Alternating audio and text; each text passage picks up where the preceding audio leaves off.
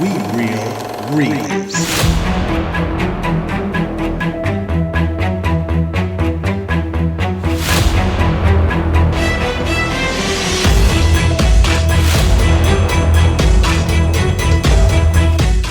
Welcome to We Real Reels, the monthly podcast where we review old movies to find out if they are as good as we remember or if they make you want to be friends till the end. I'm your host, Panda Brandon, and with me are my two half-brothers, the Grizzly, the Polar Dev, and special guest, Koala Sam. Hello. This podcast does contain spoilers, and we'll be discussing the movie at length. This is a mature content podcast, so be prepared for harsh language and awkward situations. All sound clips, music, and trailers are only used for review purposes and belong to their respective owners. This podcast is brought to you by The Collectors and Shots and Squats Gym. This podcast is also listener-supported. Follow the link in the episode description and support us any way you can. How's everybody feeling today? Yeah, we good, bro. You didn't say that earlier. What did I say earlier? You were a little hungover from yesterday. Oh, yeah. Yeah, you get. He said, "I'm gonna stop and get a gas station cheeseburger." You know you're at your bottoms when you're getting gas station food. Hey, well, I got some electrolytes. Okay, yeah, you got Some premium hydration up He in brought here. Pedialyte in here. Yeah, man. Grizzly's sipping on Pedialyte. So I can't talk shit. I got one too. Baby strawberry, baby. Yeah, that's right. Well, that's all right. Well, guys, welcome back to this special episode of We Real Reels, the October Halloween episode. Where we have 4 bears in the studio this time instead of the normal 3 or 2. Who are you? Who are you? Koala. Do your scary noise. This Halloween podcast. What about you, Zay? What about you, Oh, Brad? my God. Scary noise. That's, okay. What about you? I did mine earlier. I said, "Ooh." Y'all just sound like some orgasmic ghosts. I don't know what's going on. Well, that's scary. Because you never know who's fucking them ghosts. Let's go ahead and get into our first segment. What you doing and what you gonna do. Hey, watch it, pal. What have you been doing? What are you gonna do, huh? All right, and this time we're going to start off with Koala Sam. Be our guest. Okay, well, this last month's probably going to be pretty boring for everyone listening, but I'm such a book nerd, and I got a lot of books for my birthday, so I've just been reading through that. I've been doing diamond art, which is taking fucking forever. Such small. What the fuck is diamond art? So it's like these little beads that you place where it's numbered at, and it comes up as a picture. So the one I'm working on is the Hogwarts Castle. You turn it into your mama. Shut up. She's She doing the same started that thing. after me. And then other than that, I've just been working out. I've been trying to get into a consecutiveness, whatever the word is. Consistency? Yes, thank you. Hey, Consecutive is what you're doing. Yeah. Well, since, concentrate. no, since working from home, I'm able to get up before work and actually working out. So trying to get into the rhythm of doing it 5 days a week. Trying to eat healthy. My dad had a health scare, so I'm like, okay, that runs in the family. So let me go ahead and get better instead of waiting until last minute and get fucked up health-wise and then have to change things later on. How hard is it to eat healthy with Panda, Brandon? Oh my gosh, he does not eat vegetables. If you could make make vegetables taste like Cinnamon Toast Crunch, you'd be in game. Yes. Corns, peas, and carrots is the only thing. And then I got him to eat broccoli for the first time with Mongolian beef. Yeah. But that's all sauce, so that's not help. I mean, it's a start. It's a Yeah, start. High yeah. fives. Good job. Yep. But yeah, he doesn't like trying things, so it's kind of hard to do. So I just try to mask things. But I got this cool thing at work. It's called Vitality, where I am able to get paid or get like gift cards and stuff to be able to keep working out. So that's really kept me motivated. Tell them to reimburse you that you have a gym membership at Shots and Squats. Tell them it's $30 a month. No, thank you. See if they'll reimburse you. All the way out there. No, But I'm just saying tell them. Well, They don't see, because that's the problem is I have the gym in the garage, but they don't see that as a gym. So they see me working out and doing cardio, but they're like, well, you're not in a gym, so you're not going to get as many points as if you were actually in a gym. I'm like, well, that sucks. Sounds like you have a solution right in front of your face. Well, I mean, technically, if I want to drive a freaking hour and a half round trip. No, you don't have to go. Yep. You don't have to send them videos. It's off a location. Yeah, well, just tell them the location, but they don't have to see you drive there, right? Well, I mean, how am I going to get the location if I'm not there? What? You know where I live. Yeah, but that means... What do you mean? I have to be there for it to be How do they know you're there? Because it's off of my GPS on my phone. Because, like, if I'm near, say, a gym, and I'm saying, hey, I'm at a gym, they'll pull up my location and see that I'm at the gym. Where are you working?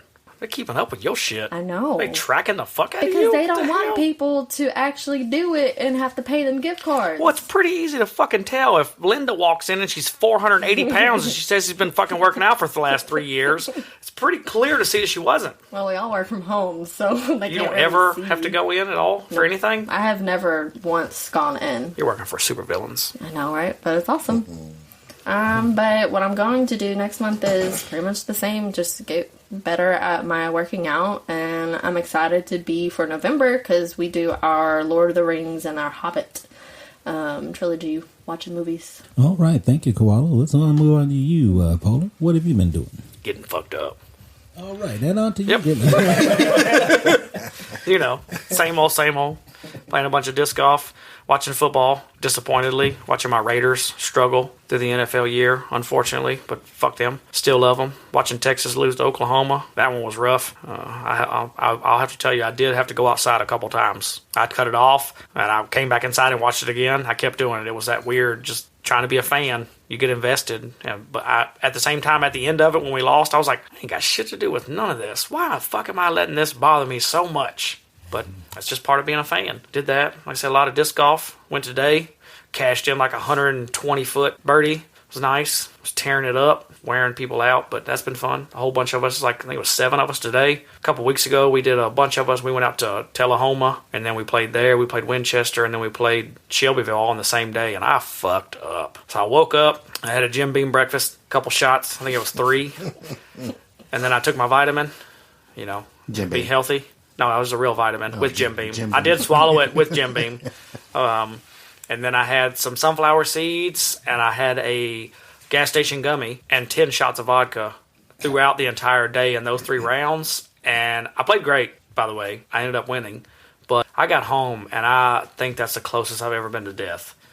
I felt like a shriveled up, just dehydrated, just piece of beef jerky or something, just done. It was bad. Mouth was dry. It was rough, but I did good. So I learned my lesson though. Don't do that again. Make sure you eat. Keep yourself hydrated. Don't just use liquor as your source of nutrition. At least take 8 shots rather than 10, huh? No, fuck that. I just need to eat something. You're getting the wrong message here, No, saying damn. you can drink that much, just you got to nutrition better. Okay? And it was bad too because it was those 99 vodka shooters, and man, them things will light you the fuck up quick. But yeah, we did that, and then I do got a funny story about today. Xavier came and picked me up, and we went to the gas station. Grizzly was standing behind me, and I was checking out, and there was a Polar at the cash register. Country Country Polar. as shit, just fucking. I didn't see how many teeth he had, but it wouldn't take very many hands to count them. But I'm just checking out, minding my own business. I got my Raiders jersey on, and for some reason he asks me if the Cleveland Browns and the San Francisco 49ers game is still on. And it was when we got out of the truck. It's still going on, Yeah. you know. And I told him that, you know, Cleveland was on the goal line, about to score. And he comes out as he is staring at Grizzly Zay. He says, San Francisco's got that white running back, don't they? And I've never heard white be described and said to me with a Y instead of a H-I. Such vigor. White. It was like Little White, the rapper. But he said it just like that. And I don't think he realized Grizzly was there, but I think he did at the same time because he didn't say another fucking word after he looked up and saw Grizzly standing there. So that was a funny story, though. Bro, you must have that face to be when motherfuckers walk up to you and be like, I can be racist around this guy. Look Well, I am white. I'm wearing American flag, hey dudes, Hey. and I have a beard. Those are like 3 check marks in the box of 10. So yeah, that was Oh, we're getting ready to go to Universal too in 2 days, so I'm getting ready for that. I'm ready. Heck yeah. Well, that sounds pretty awesome, Polar. Grizzly? Well, I had a pretty eventful month. I had my dad and my sister had a birthday in the same month, and so I tried to take my dad out to like a nice restaurant. Took me in Chili's. Applebee's. Applebee's, my bad. No, actually, it's Steakhouse. Jeff Ruby's. It ended up being probably about $300 for me, him, and my wife. Braggadocio. I finally got him to eat a dry-aged steak, which he's never had in his life. And I was disappointed because He hated it. They didn't cook it the way he wanted it. It's because he wasn't white. But all in all, he said it was a great experience because the sides and stuff that they had was great. And then they had a performer up there that he would take off a coat and put on a wig, and then he'll be James Brown. Then he'll take it off again and put on glasses, and then he'll be Ray Charles. And he sounded exactly like those people. So that was great. How much was the steak, if you don't what was the average price of if you were to go in there and you're like, hey, what's the cheapest thing entree wise to get here? What was the average price? If somebody wanted, they were like, I want to get chicken breast. Okay, so if it was I think it might have been a chicken wrap, and that was about $40. For a fucking chicken wrap? Yeah.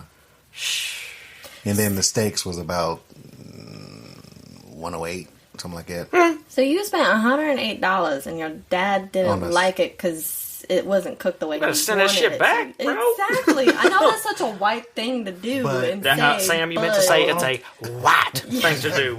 But also you spend all that money. I don't think he's confrontational like that, but I kept telling him send it back, bro. They'll gladly. He's definitely not confrontational like that. But I think he was just I'll just take it home and I'll put it in the oven and I'll cook it myself. I'll put that in there. I was like, bro, Paying $108. yeah, exactly. They didn't put them seasonings on there right, son. They put them white seasonings on there, lemon pepper. But to me, they fixed mine perfectly, so mine was great. My wife didn't get what she wanted because they didn't have the seafood option. But it was great. I liked it. But then I told you guys my hunting progress. So I'm still preparing to hunt. I got to get my license, which means I got to take a test. Wait, what hunting progress? My hunting progress, where I'm trying to hunt my land for the first time. I don't think you told us last time that there was some random people living on your fucking property. If you let me get to the story.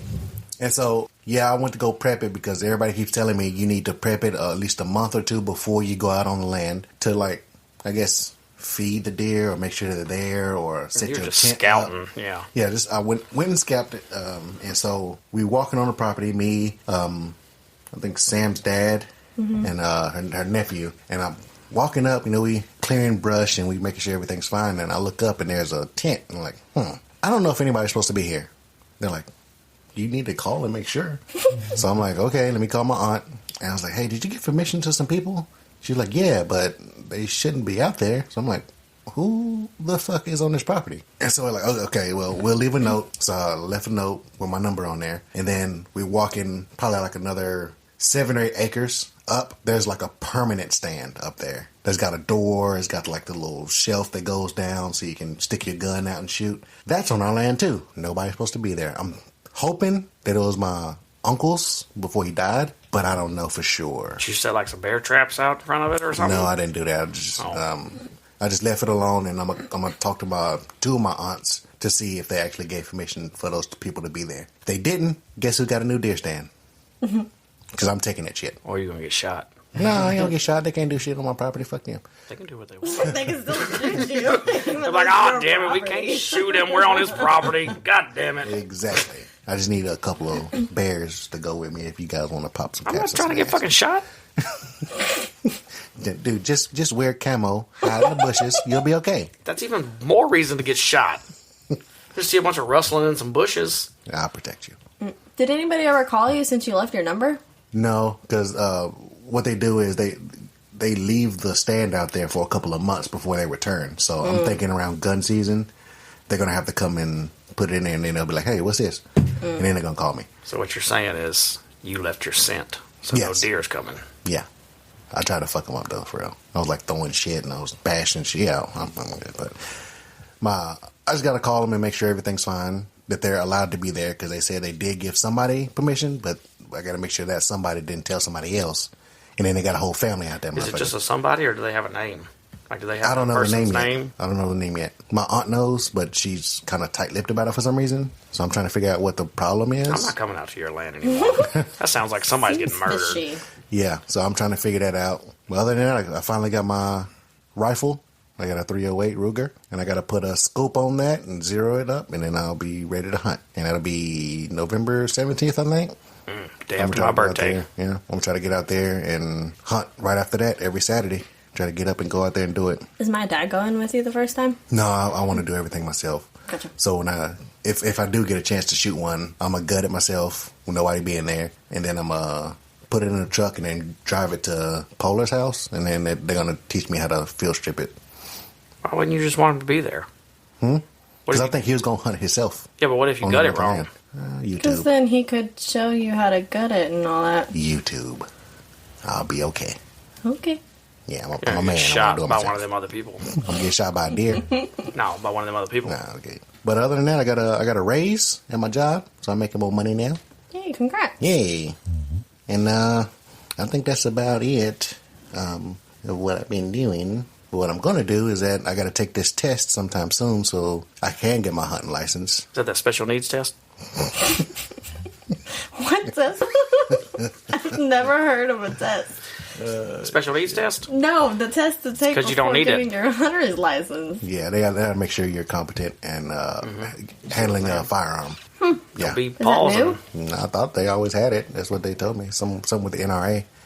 Got to go through a hunting safety class. I don't think you have to do it, but I think it's cheaper if you do, if I'm not mistaken. Because Dylan did it, but yeah, Scott was like, I don't know what the fuck you're talking about. I mean, hell, he's been doing Or it may be a newer thing. Maybe newer, possibly. the new generation. There's a bunch of idiots out there. He's almost 60 years old, so he's probably been hunting 40, Yeah. 50 years, so... I don't know. I'll try to do more research on it, and I'm trying to. But like I said, it's a dream of mine, so I'm doing it. Good luck. I hope you Yeah. pass. Appreciate it, guys. You're welcome. But then the last thing is what I'm going to do is I told you guys last podcast I was trying to go to Vegas. So if anybody knows cheap rates for flights, let me know. I'll give it a shot. Because right now, the fucking flights are expensive as fuck. Man, bitch, you just got a raise. You paying $108 for steak. Just buy the damn plane ticket. What the fuck? I'm trying to travel first class, man. I can't settle on nothing less. Well, if you're traveling first class, those tickets don't drop. They're the same. They're always the same. You can't tell me what to do. You man up and quit being white. Well, thank you for that, Grizzly. I've had quite an eventful month this past month, and I'm gonna try to get through this as quick as possible. Well, first off, my little cub Gray, we were playing around, and I had gotten his hands to clasp together with his fingers folded between each other, kind of in a praying position. And he starts praying. He just goes, "Thank God for Dada." I was like, "What? Where did you learn this?" And he goes to a Christian academy, so that's probably where I learned it. But I was just I was kind of blown away by that. I've been watching Sanford and Sons and Good Times. Sanford and Son is amazing. I love it. It's hilarious. Yeah, it's funny as hell. Good Times is kind of depressing.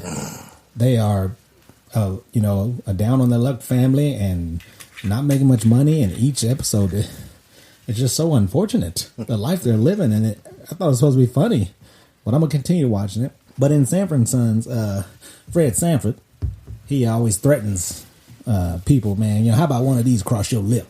And he raises his fist up. And so I've been saying that around the house a lot. And I've been fighting with little Gray. Well, he ended up punching me in the lip. I'm like, dang, you punched me in the mouth, man. He'd say, "Get you one across the lips." I was like, oh, man. Yeah, he been watching too much of that, too. I've had a couple of interesting stories. One about the shop. Had a real rude lady come on in.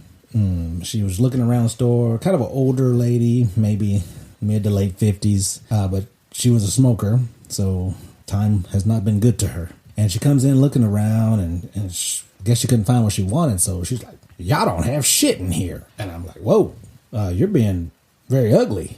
And she said, "Honey, my beauty is on the inside." And I said, "Well, you need to take your liver and put it where your face is." And she gave me this coughing laugh, the smoker laugh. Yes. And she was like, fuck you. The way you describe her makes me think she looks like a leather bag. She did have that tan little skin, like she went to the tanning bed or something. Just real dry. Looked like she needs some lotion. Did she look like that lady from Book of Eli? Let me whip you up some sandwiches. Yeah, it was terrible. I bet you actually probably made a friend there, though, if you're being honest. Like, she probably was like, damn, I respect the fuck out of this dude. He took my ugliness, and he joked around. He didn't treat me wrong. That's probably your best friend now. Maybe. The next time she comes in, you to tell her we don't sell Marlboros here. Yeah, that's true. Another interesting story is I was heading to bed one night, in the bear cave, and I hear something outside, like a door closing. And I'm thinking, okay, I got neighbors, they're probably just doing their neighborly thing, which is closing doors at night. And then I hear somebody trip in the front yard, like a psh, and the dogs, they hear it too, and they start going off. So I look out the window, and I could see a Jeep or a lifted truck in right in front of my house with like this rainbow underglow. And there's somebody in my yard trying to steal my Halloween inflatables. And so I tell Koala, hey, somebody's trying to steal the inflatables. So I run and get my keys and my phone, and I run out to my car. And by this time, they're already trying to drive off. So I drive a 2017 Chevrolet Camaro ZL1 with 650 horsepower. Wow. So I burned that road up. But by the time I got out there, they have already been gone. And there's so many different ways and turns that they could have went through. I had no clue where they went. And so I just keep driving. I'm going all through the neighborhood, and I get a call from Koala saying that they didn't take anything. The stakes were too deep into the ground, so they didn't get anything. And I was like, okay, that's cool. But I'm still looking at these motherfuckers. Vengeance is mine. You know what I'm saying? I'm about to put some Batman on somebody. Well, I keep looking. I can't find them. So I'm like, I'm going to need some help. So I call the cops. I'm like, man, hey, I got an emergency. I need somebody to come on and help me. Where we live at, there's not much crime. So the cops don't have much to do. So this is one of the things they jump at. They're like, oh, my God, yeah, we've been waiting for this. It's time for action. So they sent a dude over immediately. It was like 2 minutes later, I got a call, and he's like, Mr. Mathis, can you describe the vehicle for me? And I just told him about the underglow. That's all I remembered. That's all I could see. 7 minutes later, he calls me and says, Mr. Mathis, could you come and identify this vehicle? I said, you already found him? He said, I believe so. I'm going to make contact with the car. You'll see my lights. So I'm driving around the neighborhood, and I end up seeing his lights. I pull behind him. I get out, and he meets me in his car, and he was like, it's them. I said, oh, you confirmed it already? He said, yeah, it's them. I said, oh, dang, you work fast. And this was the cop that had pulled me over like 3 days earlier for speeding, but he let me go. So, nice guy. He's a good cop. Yeah, nice guy. And he was like, what do you want to do, man? You want to get him for trespassing? You want to get him for vandalism or something? And I was like, man, is it a bunch of kids? And he was like, yeah, 4 teenagers. And I was like, oh. I said, just scare them. I told him, because I remember doing crazy shit when I was a kid. I told him I used to steal the pizza signs off of like Domino's cars and shit, the magnetic ones. And he was like, oh man, you were wild. I said, yeah. He was like, do you want to say anything to him? I said, I can say something to him? He was like, yeah, yes sir. I was like, heck yeah. So I walk over to the car. All the 4 windows are down. There's 4 teenagers in there with this stupid haircut that I guess teenagers are using right now. And they're all looking. I'm like, hey, fellas. And I look at each one of them. And I say, those motherfuckers were stuck in the ground, weren't they? And me and the cops started laughing, but they was all scared and shit. They was like, and I just said, be careful who you do this to. And then I walked back, and as I was walking back, I hear the cops saying, man, people pay for their stuff. That whole spiel about how would you like somebody to do to you, blah, blah, blah. But he had their parents called, so hopefully they learned a lesson from that, because it's pretty dangerous going to people's yards, especially at nighttime. Nowadays, yeah. I mean, I could have felt threatened for my life and just started blasting. But there's 4 of them. One of you, yeah. Hey. But yeah, I'm proud of you for doing that, because we did. I think we had every pizza shop around, didn't we? We had all of them. We had Domino's, Papa John's. Yeah, we hit them up. And then we had an amazing Halloween party last night where my son Gray dressed up as Chucky. I think he looked pretty damn good. Yeah, he was good, Chucky. That was a good Chucky. We had an amazing time, man. There was so much stuff at this Halloween party. It was a hayride. There was costume contest, even like a homemade haunted house. So yeah, it was a pretty good time. Bro, Alyssa scared the shit out of me in that haunted house. And I was one of the scarers, and I saw where she went. And she still scared me. That's because you were high as hell. I was fucked up, but I saw her going like this in that little part of the barn, and I was like, "Where's she going? I don't know where. I didn't even know that you could go in there." And like half of the group walked out. And I was like, oh, she must have went around to the other side or something. And I'm sitting there and I kind of relax. And all of a sudden she pops out and starts shaking that door on that thing. And I was like, oh, shit. I thought I was having an anxiety attack, man. She scared the shit out of me. Yeah, but that's it for my month there. Next month, I plan on having a Halloween costume contest at the Collectors. So if y'all want to get in on that, if you can't physically be there, then order a comic online. Okay, tell me which comic you want, I'll send it to you. And that's how you get in. That's just a minimum one-time purchase of a comic. We got dollar comics, okay? But anyway, I plan on doing that, man. I plan on, spending my money wiser with the store. And then, getting ready for Thanksgiving and Christmas. I can't wait. And now that that's over, we're going to move on to our second segment, where our professor has been enlightening us the past few months, and he plans on enlightening us some more on some spooky toys. School's in session. Time to learn, motherfuckers.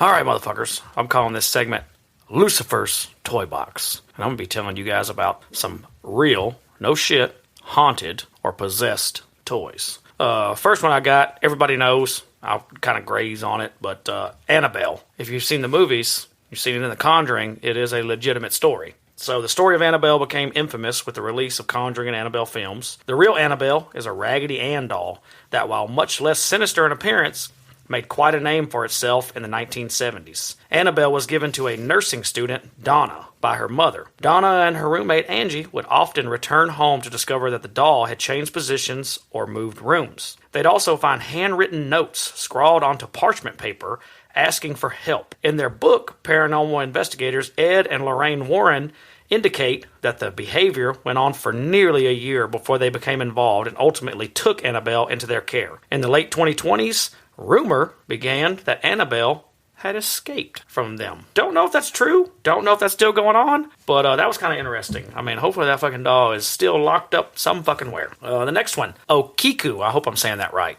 This is a Japanese possessed doll. As the story goes, Okiku was purchased by a young man sometime around 1918 in Japan as a gift for his younger sister.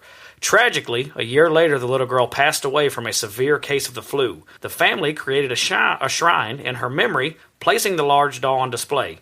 Sometime later, they noticed the doll's hair, which had originally been cut short in like a bob cut, had started to grow. It grew until 1980 or 38 when they decided to actually burn the doll. But the hair continued to grow from the doll as it was on the shrine. Not really scary so much, but very fucking weird. I thought that one was creepy. The next one, Blind Bill. Blind Bill was a 1940s cowboy doll staple in most young boy homes. Blind Bill was a cowboy doll that had a speech impediment. His catchphrase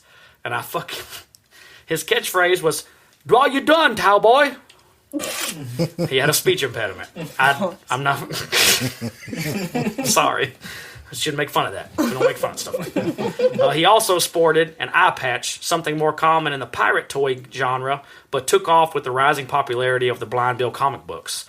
So he had an eye patch, that's why they called him Blind Bill. In Tulsa, Oklahoma in 1947, a 12-year-old boy named Jesse Thompson received a Blind Bill doll for his birthday and began to have vision issues shortly after obtaining the doll. 3 months after the gift, Jesse was completely blind in the same eye as the Blind Bill doll.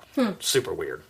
I wonder if that was just him or is it happening in other cases? Here we go. The family panicked after multiple opinions from an optometrist couldn't identify why Jesse lost vision in his eye. So, they donated the toy to a local church. 3 more children lost vision in the same eye as the Blind Bill doll before the church burned the doll after soaking it in holy water and prayer. No clear reasoning has been established for the loss of the vision to this day. It's pretty fucked up that the parents donated it to a church if they potentially thought that was the reason why their own child. You know what the most fucked up part about that is? I made that shit up. No, damn. Every bit of that shit I made up. Damn, I'm a storyteller. Watch out for fucking Blind Bill. I'm sorry. Stupid. That was a good one. What'd you think about that catchphrase, though? Huh? Yeah, that was Well, you done, cowboy. All right. I have Lily as well, who is actually now residing at Zach Began's of Ghost Adventures Haunted Museum. Lily was made during the 1800s in Germany and features real human hair. According to the museum's Facebook post, she was discovered by an antiques dealer who took her home but began having reoccurring nightmares about a little girl who had a very bad accident. She was subsequently put up for sale at the auction or antique auction.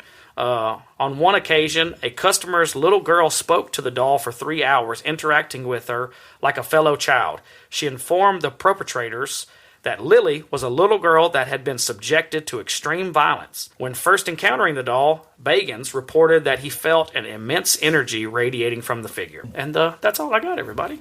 There's not a whole lot of legitimate possessed toy stories that I could find that seem somewhat factual. Some of them just seem like made-up bullshit, like what I did with Blind Bill. Well, that was all right. Since this is a special episode, I'd like to add on to your segment just a little bit with my own little story. You got a Blind Bill story? No, not a Blind Bill story. Damn it. I didn't create this story, I just found it. So, here we go. There was a little girl who really loved dolls. She had a big collection of them in her bedroom. One day, while she was browsing through a shop on her own, she spotted a really beautiful doll. It would make a perfect addition to her collection. She only hoped she had enough money to buy it. "How much is that doll, ma'am?" she asked the old woman behind the counter. "This doll is not for sale," replied the woman. "But it is so beautiful," said the girl. "I really want it." The old woman became irritated. "I told you, it's not for sale," she said. "Why not?" persisted the girl. "Because this doll is cursed." "Well, that's okay, I don't mind. I'm not going to sell it to you, but if you really must have it, go ahead and take it. It's yours. But if something bad happens, don't blame me." "Ah, yes, thank you," said the girl, smiling as she grabbed the doll and walked out of the shop. The little girl was so delighted to get the doll for free that she ran all the way home, carrying it in her arms. When she got home to her apartment building, she went into the lobby. It was deserted. She stood there waiting for the elevator to arrive. The doors opened and she stepped inside, clutching her new doll tightly. The doors closed, but the elevator did not move. The little girl got scared and began trembling with fear. "Oh my God," she thought to herself. "Is this the curse of the doll?" Suddenly she felt the doll move in her arms. Ever so slowly, its head turned to face her. The little girl wanted to scream, but she couldn't make a sound. The doll's eyelids fluttered and opened. It stared at her with its lifeless glass eyes. Then its mouth opened, and it said, "Push the button to go up, bitch." That's a good one. That's a good one. That's the end of that story there. You know what I like the most about that story? What's that? Is that the lady, the voice you put for her sounds like an old gangster. "Yeah, it is cursed, see?" Yeah.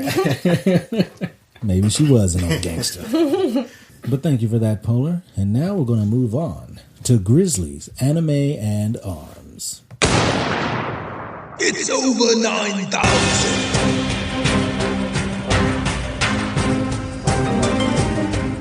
Hello, all. I think I'm piggyback off what these guys had. This anime that I have is called Dark Gathering, and it also has some dolls in it. Blind Bill in there? No, Blind Bill is not. This anime is 24 episodes. It's English subbed at the moment, but it's making a big splash in the English community. So I think they're gonna do English dub, which I know some people don't like to watch it. Like, what's that mean? So dub is they completely voice over the whole anime, so they speak English. Subbed is just subtitles, and they speak Japanese. I don't want to read while watching TV. Nah, it's okay. Someone's okay.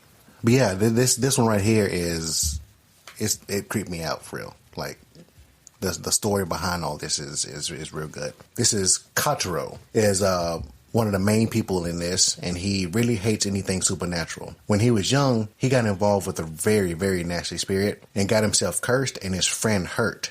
He became a shut-in for 2 years until the friend that got hurt came and helped him out of his little predicament that he had there. Her name was Ekio. I'm sorry, I'm probably butchering. Why are you looking around the I'm butchering these Japanese names. Do you want us to try and do it too? It's ECIHO. Hicho. That sounds better. Hicho. Well, that name was also cursed. So Ikio came and helped him out of the slump that he was in so he can graduate and he could become more of a people person. The two of them are now going to school, and Ikio asked if Kotaro could tutor his little cousin, Yayori. Now, Yayori is a little girl who had a rough childhood, where she was in a horrible accident where she lost her mom and her dad. Now, Yayori is special because she has skull-shaped pupils in her eyeballs, which allows her to see the land of the living and the land of the dead. During this accident, she's seen her mother die, and her soul got snatched up by a evil entity. So this story is about Yayori trying to build an army to kill or exorcise or even capture this entity that is holding her mom's soul. Now, the army that she is building is an army of dolls, where she would stick evil entities into those dolls to help her in future fights. Now, when these entities are stuck in doll form, she puts the new doll in the middle of her room of possessed dolls and lets them consume the new doll. In the middle of this, she will stop all the other dolls from attacking the new doll and says, "Hey, do you want my help to stop this?" And normally they'll be like, "Yes, I do want it to stop." And so at that point, she would take a piece of hair, or she would take like fingernail clippings to protect that entity from being attacked by other entities. And what that does is, if that entity attacks her, they will also get hurt. And all of the other entities don't want to get hurt. So it's like she's controlling them. Yeah, it's great. Was she doing that to bribe that one in the center for help or something? Yeah, so she uses the ones that she possessed to fight other entities. And so Yayori, Kotaro, and Ikio search all around Tokyo trying to find like different stories or possessed items so they can get these dolls to fight those other entities. And she has her own little personal favorite ones. They have strong ones, they have weak ones. But picture like anything that we've had, like we went ghost hunting a couple of times before. If we actually would have found something, let's say this was in real life, she would take a doll and then she would get that entity stuck into a doll so she can use it to fight another entity later. And she's trying to gain powerful dolls to fight the big one that stole her mom's soul. I'm not going to give anything else away, but this one right here, as it's going on, it's really creepy, man. Like I had chills watching this, especially for Halloween. If you guys love little Halloween anime, Dark Gathering is where it's at. I would give this, which I don't like scary like animes because they're all whack. They always have bullshit in them. This one actually was like, this is weird. So I give it a 5 out of 5. Oh, 5 big ones. I'm gonna give it 0. That's the worst one you've said yet. It sounds silly. I don't like that one. I liked all your other ones, and I was interested in them, and I still wasn't gonna watch them. But this one, I'm for sure not fucking watching. I was about to say, let's give that one a try for the month of October. Yeah, I think it's a good one to do for if you want to be creeped out. I'll give it a try when it gets dubbed. I know you would. Yeah, that too. I'm not trying to watch movies and read at the same time. Like if I wanted to read, then you read. The whole point of the TV is to not read. I'm definitely comes that, so I always have subtitles. Yeah. So that part don't bother me. Or you just turn it up. I mean, I keep You still don't have to read. It still doesn't matter how high it is. Well, I'm trying to stick with a theme, and this one was the best theme that that I makes could find. yeah. That It was a good one to goes fit the movie. It just It didn't is a great sound anime, good to though. me. The animation's great. The story that they're like storyline to where they have to get to, that is awesome too. And when the entities battle each other, those are good fights too. So like, Are they just dolls or are they like monsters? there's entities inside the Like doll. ghosts So like, inside the doll. yeah, so like she'll do something and then it'll release it for like a second. Like Yu-Gi-Oh! Like kind of With like cards instead of- something like instead that, they yeah. got dolls. But then they'll actually like battle and try to get the upper hand on that other doll. Do they just like fist to fist, or is it like do they have magic powers or weapons, or like does it depend on like did this entity die as a Civil War soldier, so he's got a fucking bayonet, or you know? So I know one of them was there was a couple of serial killers that was throwing people off of a bridge, and so she would get a couple of them and like have them exercised so they could like not do that anymore. But she had like 5 or 6 dolls to do that with because she couldn't just focus on one. So Yeah, she but do had they have like 5 or weapons? 6 dolls. No, they didn't. No powers. They're just people. They had like powers to possess someone, It's like Ghost UFC. something like that. Yeah. Gotcha. All right. Yeah. That sounds cool. But yeah, the entities fought against each other while she was able to see in the land of the living and the dead. I think you guys will like it, especially if you want to be freaked out. Does she get to choose her entity's moves? No. So it's not So Pokemon. she's just sitting on the sideline. Pokemon. She just watching. releases She's them. sitting on the sideline, yeah. And, Hoping for the best. yeah. What are the rules? Are there any And rules? she can, like, or she can just unleash like 20 of her entities on one entity to just beat the shit out if of she them. wants to, she could. But also, she uses, like, the necessary things that you see in exorcisms, like salt. You can see holy water, stuff like that, to try to She's weaken over there them. flicking salt at these these bad entities, Could just be. throwing shit on them. Could be. What happens if they lose? Her entities lose. Then they don't be possessed anymore, and they don't. Oh. They just disappear. So why wouldn't they just want to lose? I wouldn't want to be stuck in a doll.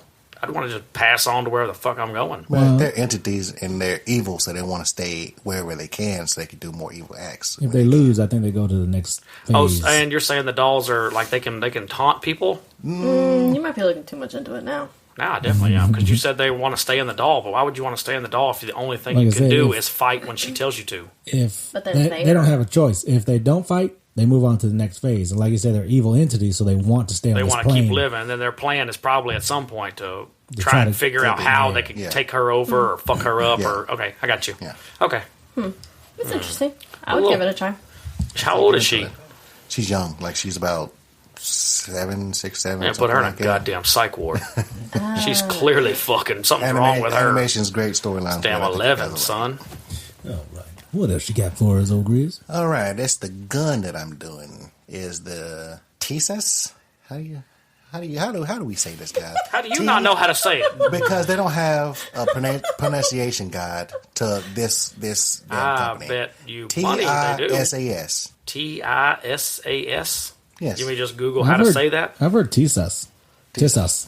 Tessus? Yes. Tessus. Texas. Tessus. It is a Tisas 1911 45 ACP handheld gun. Now, the ACP is an acronym for Automatic Colt Pistol. This gun has an external firing pin and has a 2-point safety function, one on the actual lever of the grip. It has a 4-pound trigger pull. Now, this gun comes in many different variations, and some of these have some cool-ass names, bro. One of them is the Volunteer, go Vols. They suck. Another one is a Stingray, go Steve Irwin. No. They killed Steve Irwin. Don't say go Steve Irwin. Go That's an Steve Irwin. asshole move. But some of the other names are a Tank Commander, the Nightcrawler, the Raider, and the Devil Ray. What are the differences in the names? Like, is it just a different look? Yeah, it's different looks. Like different, like does the Stingray one have like? I'm not sure. I didn't look into it that much, but I know that I seen Stingray on there. I was like, oh, Because some of those might be pretty cool. Maybe coloring. Yeah, I'm sure I think it's coloring. grips and things like that. Those might be pretty cool. Do you? But you can order these at your local gun store or TSUSusa.com. With this purchase of one of these, you get a TSUS branded plastic carry case, 2 8-round magazines, a cleaning kit with brushes, tool that helps you disassemble and clean your weapon, and paperwork that goes with it. Now, I'm not 100% sure if it comes with a handgun lock. A handgun lock? Yeah, mine came with one. Okay, yeah, you get one of those too. But I've shot this gun a couple of times, and I like it. So it's not that much recoil, and I got fat hands, so I know that the grip is for people that's got my condition of fat hands. But this gun, sadly, like mine, only shoots 8, and I hate that guns shoot that. It's so little, man, so little. I want at least 15, like the Beretta that we had. But the most common defect that they have is I think there's a spring in the magazine that always gets the last round stuck. You remember when we kept shooting it and it kept getting stuck? It was always the last one. I don't remember that. I remember the bread I got jammed twice. I didn't like that. I remember this one did. How do you fix a jammed gun? I think you can replace the spring that's in there. But with this one, I say it's still pretty nice. I like it. I love 45 caliber handguns.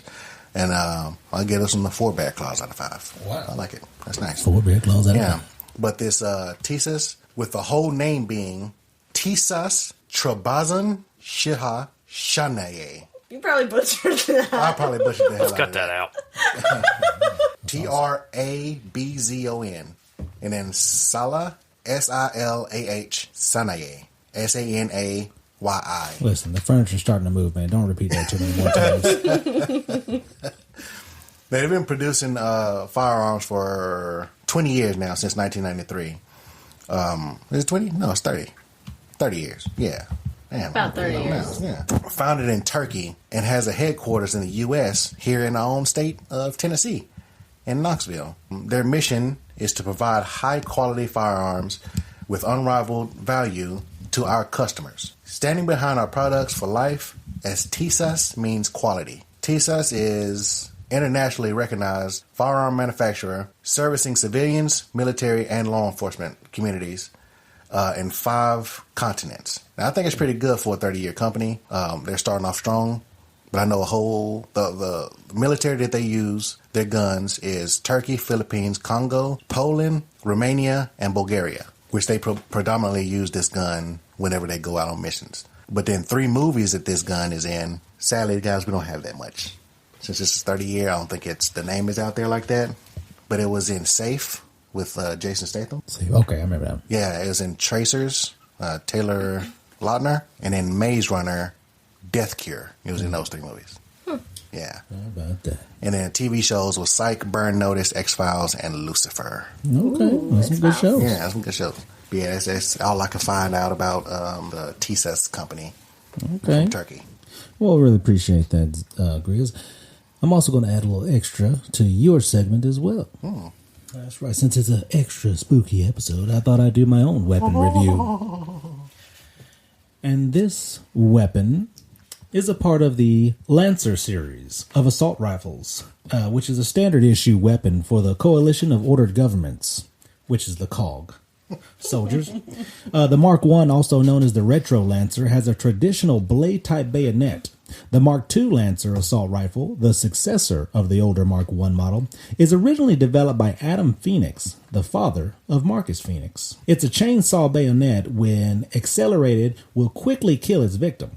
This is usually represented by the target being executed by dismemberment. In Gears of War 4, Marcus Phoenix wields a customized Mark II Lancer, which features several design changes. His custom Lancer serves as the in-universe basis for the Mark III introduced in Gears 5, which comes in 2 variants, the standard Mark III with a chainsaw bayonet, and the Lancer GL, which is capable of firing laser-guided clusters of grenades with its underbarrel mortar in lieu of a chainsaw bayonet. The Lancer has had its ammo capacity, magazine size, and firepower constantly downgraded and upgraded throughout the series due to gameplay balance concerns. This is a full auto rifle, and it's cartridge fed and gas powered. The maximum magazine size that we have seen has been 30 rounds, and the maximum rate of fire has been about 650 RPM. The range is short to medium, and the accuracy is low to medium. It has been used in the Pendulum Wars, the Locust War, the Lambent Pandemic, and the Swarm War. It does have different attachments. The most crucial, and perhaps the only needed attachment to the Retro Lancer was the standard bayonet, an osmium-coated blade. Given enough distance and with enough brute force behind a Retro Lancer charge, a Retro Lancer user could easily impale and kill an opponent with a bayonet.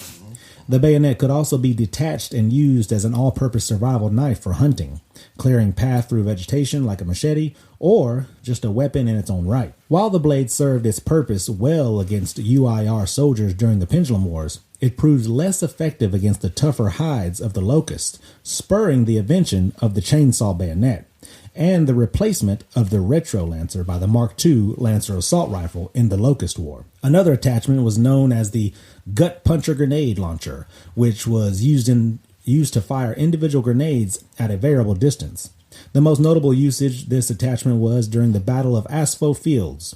Various focal-length tactical scopes could also be mounted on the sight rails of the weapon, replacing the standard iron sights of the weapon, as used in the Battle of Aspho Fields by Bernadette Mataki. This thing weighs in about 19 pounds when fully loaded. It's 50 inches long, which is almost a foot longer than the M16 and almost 20 inches longer than the M4 Carbon. It's about 9 pounds unloaded, which is the weight of most assault rifles loaded. The recoil is there, and it's best used at mid-range in burst firing. There are different varieties of this rifle, so your recoil may vary. That's probably why everybody that's in Gears of War is fucking jacked. Well, it's a video game. Yeah, that's a heavy ass. So, That's a heavy ass rifle there. Yeah, it is. Well, they're Got a all in chainsaw. suits, right? So you would think that Yeah, fucking suits would help that too. I mean, also though, how heavy is a chainsaw, and how heavy is your assault rifle, and you're putting the two together. But yeah.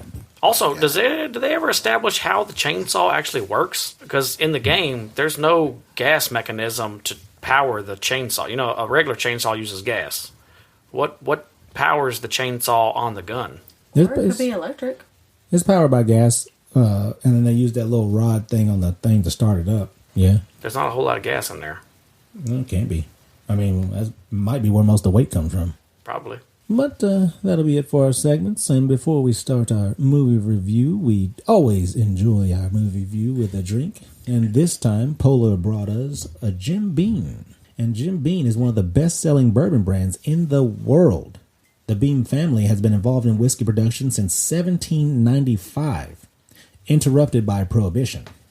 The history of Jim Beam whiskey can be traced back to 1788, with Jacob Beam, a member of the Bohem's family, made a corn-based whiskey bourbon using his father's recipe. Jim Beam Vanilla is a refreshing take on the Beam family's 220-year history. It is a sweet vanilla aroma and golden brown color. The distillers have balanced subtle Madagascar vanilla bean with hints of oak and caramel bourbon notes. Jim Beam is produced in Claremont, Kentucky by Beam Suntory. Jim Beam's the best thing to have for breakfast. So what I'm going to do now, too, is I'm going to start adding a little scenario question for our listeners and for you guys, too, to answer right here, right now. And this week, or this month's scenario question, it's always going to relate to two movies, the last movie we did and then the next movie, or the movie we're doing today. And the question is, when Ben Richards from Running Man would he have survived if Chucky was the final stalker? Let's hear it. Let's debate. I'm going to say yeah. Yeah. I don't know, though, because Chucky's a sneaky little fucker. Yeah, I'm going to go with no. If Chucky had played his cards right, just being an innocent doll, and Ben Richards just picks him up thinking, what is a doll? I'm going to throw it away in the trash can. And then Chucky just jabs him right in the fucking neck with a knife. You hit that juggler, ain't no coming back from that unless you're money hungry like Netflix and Extraction 2. But why would he pick it up in the first place? It's the last stalker. They tell him it's a doll. Everybody's going to go over there and be like, yeah. I got a better question for you. If he would have killed Chucky, what would have been his bullshit 80s action movie star little phrase? My mother always told me to put toys away. Yeah, something like that. That's a good one. That's exactly it. Koala? I mean, I feel like Chucky's... He's survived a lot, so he might fucking come back. And it's never... He apparently has human man strength, so I feel like he could still take him on. So yeah, I think he could potentially kill him. Okay. That's right. Yeah, he did get flamed up. And then number 2, he got melted in the little plastic thing, right? Number 3, he got cut up by some blades. Yeah, but how many times has Arnold died? Never. He's still alive. He survived a lot of shit. He survived politics. He survived Terminator. He survived all that shit, bro. He made it out. I think he fucked Chucky up. Well, guys, let us know by giving us a message on werealreels@gmail.com or just go ahead and DM us at werealreels on Instagram. Now let's get this bad boy started.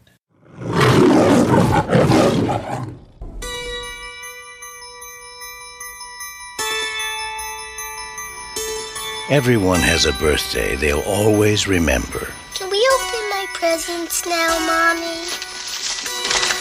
A good guy! I knew it! I'm Chucky. He's something, isn't he? This is Andy's. Time for bed, Andy. Good night, baby. Good night, Aunt Maggie.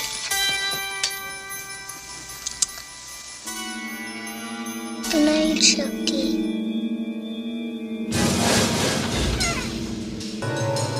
Everyone knows most accidents happen at home. How did that happen? This is no accident. Andy! I'm Detective Mike Norris, homicide. Andy! Miss Peterson's dead, Miss Barkley. She fell from the kitchen window. Someone's moved in with the Barkley family. And so has terror. Mommy, I know who was on the counter Chucky. Nobody believes you about Chucky. He came alive in my hand. Oh, for God's sake. Why won't you believe me? Because I'm sane, Mrs. Barkley. Sane and rational. No one believes the truth or lives to tell it. There's nothing nice about murder. And there's nothing innocent about child's play.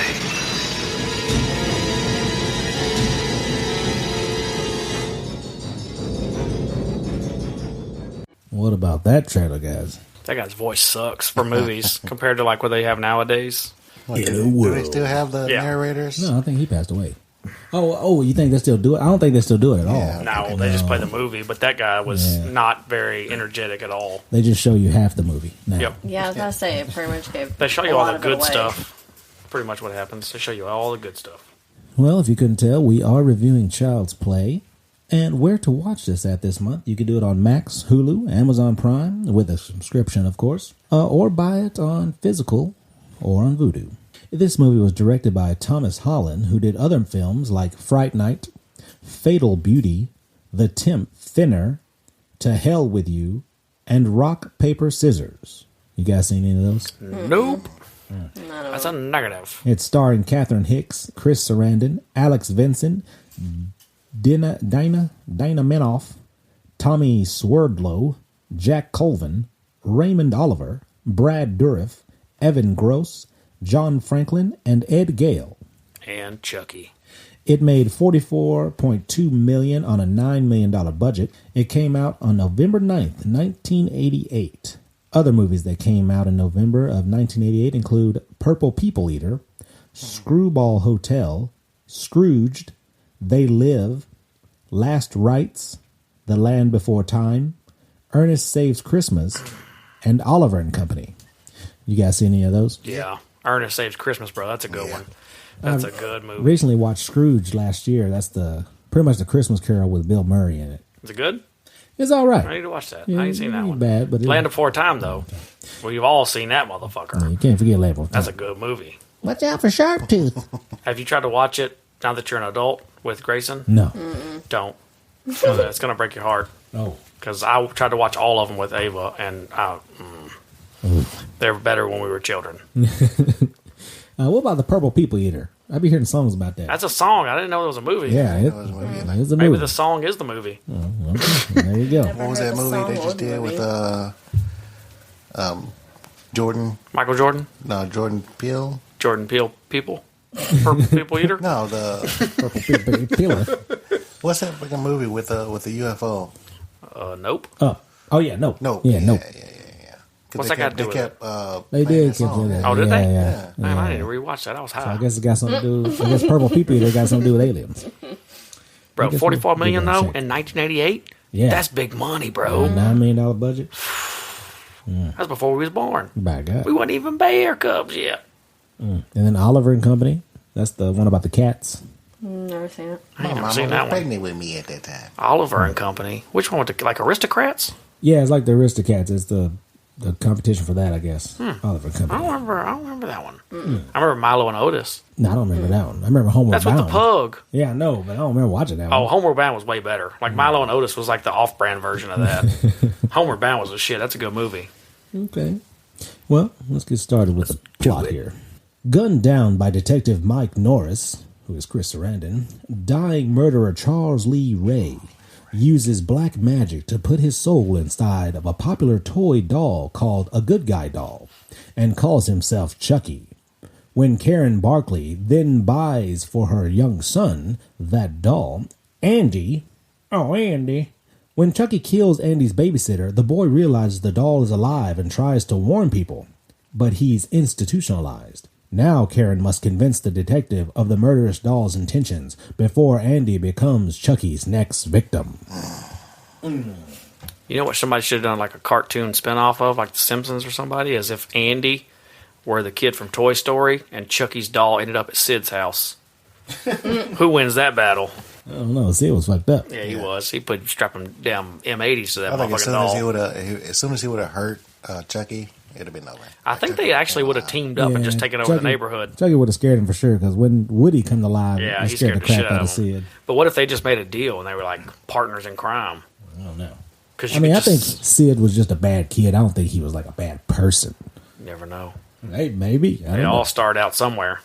Well, we open up to a police chase where a police officer is on foot yelling that he has the strangler. I have the strangler. So we're automatically to assume that this guy is chasing a serial killer. Yes, the strangler. The detective chasing this guy, and they're having like a shootout. But why doesn't he start shooting him in the alley? Why does he wait until he hides and then he starts shooting at him? Like in the alley, he had his gun out and was chasing him. He could have shot at him while he was running. Well, I don't even shoot him in the back. I think that's illegal, ain't it? Not then. He was too busy taking his jacket off and throwing it in I the guess. trash. Yeah, he wanted to look good while he was killing people. As long as he's armed, I think you can shoot him. But like he waited until he was hiding first and then started firing shots. And then also, how many bullets does hold that gun? Because I counted, and Ray shot 7 and the cop shot 6. None of the bullets hold the gun. But Well, that's what you said. How many hold bullets guns? How many? Okay, be more specific. But How you're many right. There's no bullets are way in that there? revolver's holding more than 6 to 8. There's no way. Well, he did. The detective did end up shooting Charles Lee Ray, or the Strangler, and he was shot in the leg, and he was trying to make his escape to his getaway vehicle. Which I don't get. Why isn't that already open? The door already open. Well, his partner, I guess, panicked, seen the cop or something, and left him. So he's trying to limp and find an escape plan, and he ends up running into a toy store where he shoots the deadbolt, or does he? He shoots something. He shoots and something happens, that and then the door door opens. just It's fine. It was probably already open. It might be a sound activated lock. If you get to a certain decimal, it will unlock. And that's what it did. So he finds his way into the store. But then when he gets shot too, like they're in the toy store, they're doing their shootout. He shoots at the cop who's hiding, and then waits to see if he hits him, and then the cop turns around and shoots him because he's standing in the open. Yes. He's just waiting. He does. Terrible criminal. That was kind of weird. But he does get shot again in the store, and the officer has his gloves in one scene and then doesn't have them in the next, and then the following scene you can see him biting the gloves and taking them off. He put them back on, then took them back off. Yeah, He couldn't make up his mind on what he wanted to do. His hands were chilly, but not that cold. But as the Strangler's bleeding out, he finds a good guy doll and says some kind of voodoo spell or something, and a storm forms. Say it. Pause on that. This store is not that fucking big. No, Why is he he's in a having motherfucking so Macy's, much bro. trouble finding him? And he's even yelling at him, "I'm going to get you. I'm going to get Eddie. You're going to die." He can't find him. Good acoustics. Yeah. What you don't know either is this is the world's largest toy store from the inside. But then when you look on the From outside, the outside, it's fucking tiny. it looks like a Dollar General. But when you get in there, it's like a fucking Dillard's. It's got escalators and shit. There's toys everywhere. It is true. That is true. Good point. I would have been gone in after him. I mean, I'm not a cop, so I wouldn't put my life at risk. Because I'm not. You just leave him in the store and just wait for him back up and then make him come out. I mean, that's not a bad plan.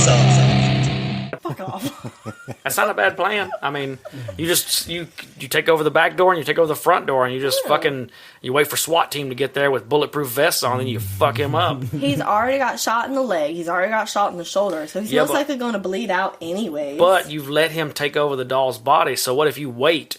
And then by that time, he is already in the doll's body. So you get there and you're like, oh, he's dead. And then Chucky starts fucking up all the SWAT team and all the people. And you're like, what the fuck's going on? This dude's dead on the floor. But people are dying. But technically, with the lightning that comes through the glass, everything fucking explodes anyways. So technically, everything should have burned or got fucked up anyways. Chucky should have not even made it through. Well, here's another the thing. Explosion. I don't know how lightning does when it hits a building, but I'm pretty sure the building doesn't explode. Oh, no. Like there's C4 involved in the shit. They hit a gas line. We don't know. Fucking voodoo. gas lines. You don't know what happens. That's telling you this is bullshit. What do you mean voodoo lightning is more powerful than regular lightning? What do you mean? Get the fuck out of here. Possible. That's Raiden. He came down and blew it up. Raiden didn't even win Mortal Kombat. Well, so the lightning blast did end up hitting the detective and causing this huge explosion, blowing out all the glass in the store. Aduda Dimbella give me the power, I beg of you, is a little bit of that little chant that Charles Lee Ray was saying before this huge explosion. I love how the cop's just dirty but has no burns on him. While everything else is on everything's fire. destroyed. He's just got a dirty white sweater. No blood, Nope, nothing. He's nothing. fine. He's healthy. The detective is a little disorientated, but he does confirm that the strangler is dead. Yeah, but he's not like just went through an explosion disoriented. He looks like he may have just ate too much of the buffet disoriented. Like he does, something's off. The doll also is in perfect condition. Exactly. Blew the fucking place up. All the toys are ruined except for the one that's a real person trapped in it. Well, the next scene, it's early morning, and we see a kid watching the Good Guy cartoon while he's making breakfast with extra everything. Breakfast. For real, he reminds me of the Santa Claus little boy from the Santa Claus movie. They look exactly like him. Is this a real cartoon, by the way, also? No, this was created for the movie. They should have at least put out one season for fun. Oh, yeah. Put it on for Grace, and I bet he'd watch it. Oh, okay. You watch anything with colors. You're right. That's all it takes. You gotta have catchy little voices and little themes and music, and you got them locked in. Yeah, he's a shitty fucking chef, by the way. That's definitely not gonna be his future. Yeah, how much to eat this meal that he's preparing for? Fuck no. How many fucking tablespoons of sugar did he put in the cereal? The cereal's already sugary. Like, that is not going to taste good. Yeah, but here's a real question for you. As a mama bear, your kid comes in on your birthday or some kind of a special event and brings you this. You ain't gonna be mad. You're gonna be like, damn, I'm he fucking tried. chugging that shit down. I wouldn't eat it. I'm not saying do that. I'd be like, let me get to it in a minute. I'm gonna take a shower and then you pour it in the fucking trash. He's like, damn, yum, that was good. I mean, they're not that stupid. So at least taste the bite and be like, yeah, that's pretty good. You're gonna be on that Thank next you so diabetes much. commercial with that old man. I've got diabetes. But that's until you go into the kitchen and you see how much of a fucking mess you have. Yeah, but you still can't be mad at him. He had good intentions, man. He tried. Especially on his own fucking birthday. Like, why the fuck is the mother not up? She's been out all night, whoring around. No, She's she single heard mama. him. She heard him 100%. She had to have. There's no fucking Man, way. he takes the biggest ice cream scoop of butter. Bro, he cleans out half that tub of butter to put on that toast. But that would be the only way that toast would taste good, though, right? It's so burnt. You would need that much butter to make it taste good. Whole country. While he's watching the Good Guy show, where they have a live action little Good Guy portion in the cartoon, and he's super excited because he sees this huge present wrapped in the corner, and he's thinking, oh man, I'm going to get that Good Guy doll. This is going to be awesome. I can't wait to open my presents. I'm salty about that box. His mom is so neglectful. We are assuming that this is his birthday because of the presents and whatnot and the happy birthday sign. What time do you normally get up in the morning on a weekend? Because that clock said 6:30. So that's fair time. Like, that's not like, okay. Yeah, I guess that's about right. And you fucking hear him open the door and then close our door. So we're wide awake by the time he opens, and she's just knocked the fuck out. She got makeup on and all kinds of shit, bro. Hair already done. Well, I do see the good chemistry between mother and son here. So I do believe that is her kid, but the actress doesn't have kids of her own, so she didn't really have that. I was listening to the commentary, so she didn't really have that motherly instinct she felt. She does do good. Yeah, for sure. Makes you feel more comfortable with her not being awake. You know, because, like you said, Sam, most parents are going to hear that noise, but I feel like she trusts him. She knows he's a good kid. He has good intentions. He's not going to do anything bad. He listens well. She doesn't, doesn't think he's going to do anything crazy. Until she walks in that kitchen and sees the mess. Yeah, but that's a simple, that's a simple mess. Yeah. I'll take that mess for the thought. Yeah, he didn't behind it. Do it with bad intent. He didn't like crayons on the wall and type. Yeah, it'd be shit. different if he went in there like fucking Will Ferrell from Step Brothers sleepwalking, just throwing shit everywhere. Pillows in the oven. Yeah, what the hell? Is your purse in the fridge? Yep. Yeah, good. Well, Andy gets to open a gift, and he gets a Good Guy tool set, and then some clothes. Can we pause on this? This is so fucked up. She knows this child is full head to toe Good Guy clothes, pajamas, the shoes. He's watching the show. He is eating the cereal. That box is the shape of a Good Guy doll. He knows, and the mama knows 100% that's what he wanted. Why the fuck did she choose that box? And it's not even full of fucking clothes. Because she's a single mama just trying to survive. She didn't have money for a good guy doll. She couldn't get one. Popular toy around. It's like Turbo Man. Yeah, I was going with the same fucking vibe, bro. I was thinking that Arnold is a bodybuilder, bro. He went through Running Man. He couldn't get a Turbo Man doll. Mm-hmm. That's totally fine. The what that pisses me off is the shape of the box.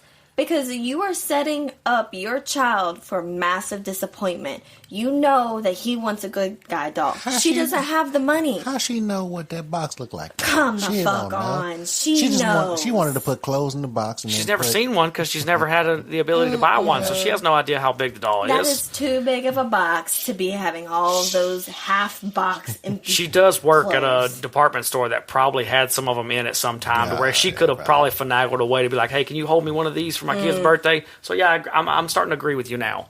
Well, we do see the next scene is her going to work in a jewelry store or / mall. Sears. And something like that back in the day. She at least works in the jewelry department. And her friend comes up to her and says that they found a guy in the alley selling a good guy doll. So she leaves her post and goes to the alley to see if this guy is selling a good guy doll, and he is. For $30. Well, he wants 50. But her friend talked her down to 30. $50 back in the day. That's a lot of money for a doll. The doll originally was $100. Yeah, but she's getting a discount because the box is damaged. It's like a damaged can. You get a discount, like Big Daddy. Well, they end up getting the doll, and they come back inside, and they come back to work, and the supervisor, who is unnecessarily a dick, yeah, he's a cunt, tells Miss Barkley that someone has called out and that she has to work tonight, or she is fired. Well, also, Maggie was kind of talking salt to the manager. Yeah, but he was deserves she not it. Concerned? Was she not concerned that she ain't gonna get fired or anything? The girl, her friend, does not give a fuck whether or not she works there or not. She does not need this job. She's fucking with him because she knows he's a cunt. Well, Karen's concern is that she doesn't have anybody to watch Andy, and it's his birthday. Well, Maggie, Karen's friend, volunteers to watch Andy so that she can work and not lose her job. I love how they made sure too that it made sense because the guy was like, the other girl was like, I'll take your spot, and she's like, you don't work in the jewelry department, you can't. I'm glad they at least put that in there to make you go, why didn't that bitch take her shift instead of her watching her kid? But that makes sense. And here she comes home. You know Andy knows what the fuck's in that box, bro. Yeah, well, he's already been disappointed with fucking clothes earlier in the exact same box shape. Well, that's not a Swiffer. Well, she gets a few hours to run home and give Andy his gift, which is that good guy doll. And he absolutely loves it. You ever given your kid a gift that they absolutely love? Have you ever gotten a gift that you absolutely loved? Yeah. Oh, for sure. I've had a lot, Like Mandy all the time buys me like disc golf discs and stuff, and they'll show up in the mail, and she's terrible at it because she gets them delivered to the house, and I get off before her. So I'll get them, and I'll see the package, and I'm like, bitch, I know what the fuck this is. It's in the same shape. We're not ordering plates. I know what the shape of a disc is in a box, and I'll see it, and I'll just send her a picture, and I'll go, what's this? And she'll be like, damn it, that was for your birthday, or that was for this. And I'm like, cool. But yeah. That type of stuff. Yeah. When you guys bought me that Thor statue one year, that was cool. That was a shocker. I didn't fucking know that was coming. And then that God of War hammer, that was a good one. There's some good ones. There's a lot of good ones. A lot of good ones. I remember Nintendo 64. I've been asking for that all fucking year. Hell yeah, and it pops out for Christmas. Yeah, it was the most amazing thing. Yeah, I think I got that 360 when it first came out when I wanted it. I also got game systems, pretty much. Dreamcast, I got one. Sega Dreamcast. I remember when we was in high school when my mom had her cancer, and we didn't think we was going to have a whole lot of Christmas. Somebody rings the doorbell at the house, and we go out on the front porch, and there was a 360 sitting there with NBA like 2K7 or something. Somebody, we don't know who it was. Somebody had bought us an Xbox 360 and some games. Santa. Knowing that, it was cool. We opened the door, and I was like, damn, that's awesome. Well, later on, Maggie's watching Andy as he plays with his good guy doll set. He's got the dolls, got the tools. Maggie says it's time for bed, and Andy says Chucky wants to watch the 9 o'clock news. How does he know about the 9 o'clock news? And how does she not hear him? Like, if it's something that Chucky's actually speaking. You would think that she would have heard him talking. Nah, he whispered that shit, Yeah, bro. she was over at the thing minding a business, and he's just like, "Hey, Andy, I know she tell her I want to watch the 9 o'clock news." She manhandling this doll, bro. That motherfucker. Yeah, It got dislocated. The shoulder she, ended up she getting broke the dislocated. arm right there. Yep. Yeah, she broke the arm while she's carrying it into the room. That was on commentary as well. And they said they had to just reattach it, stitching it back together. There was an inconsistency though when she was putting the bowls away.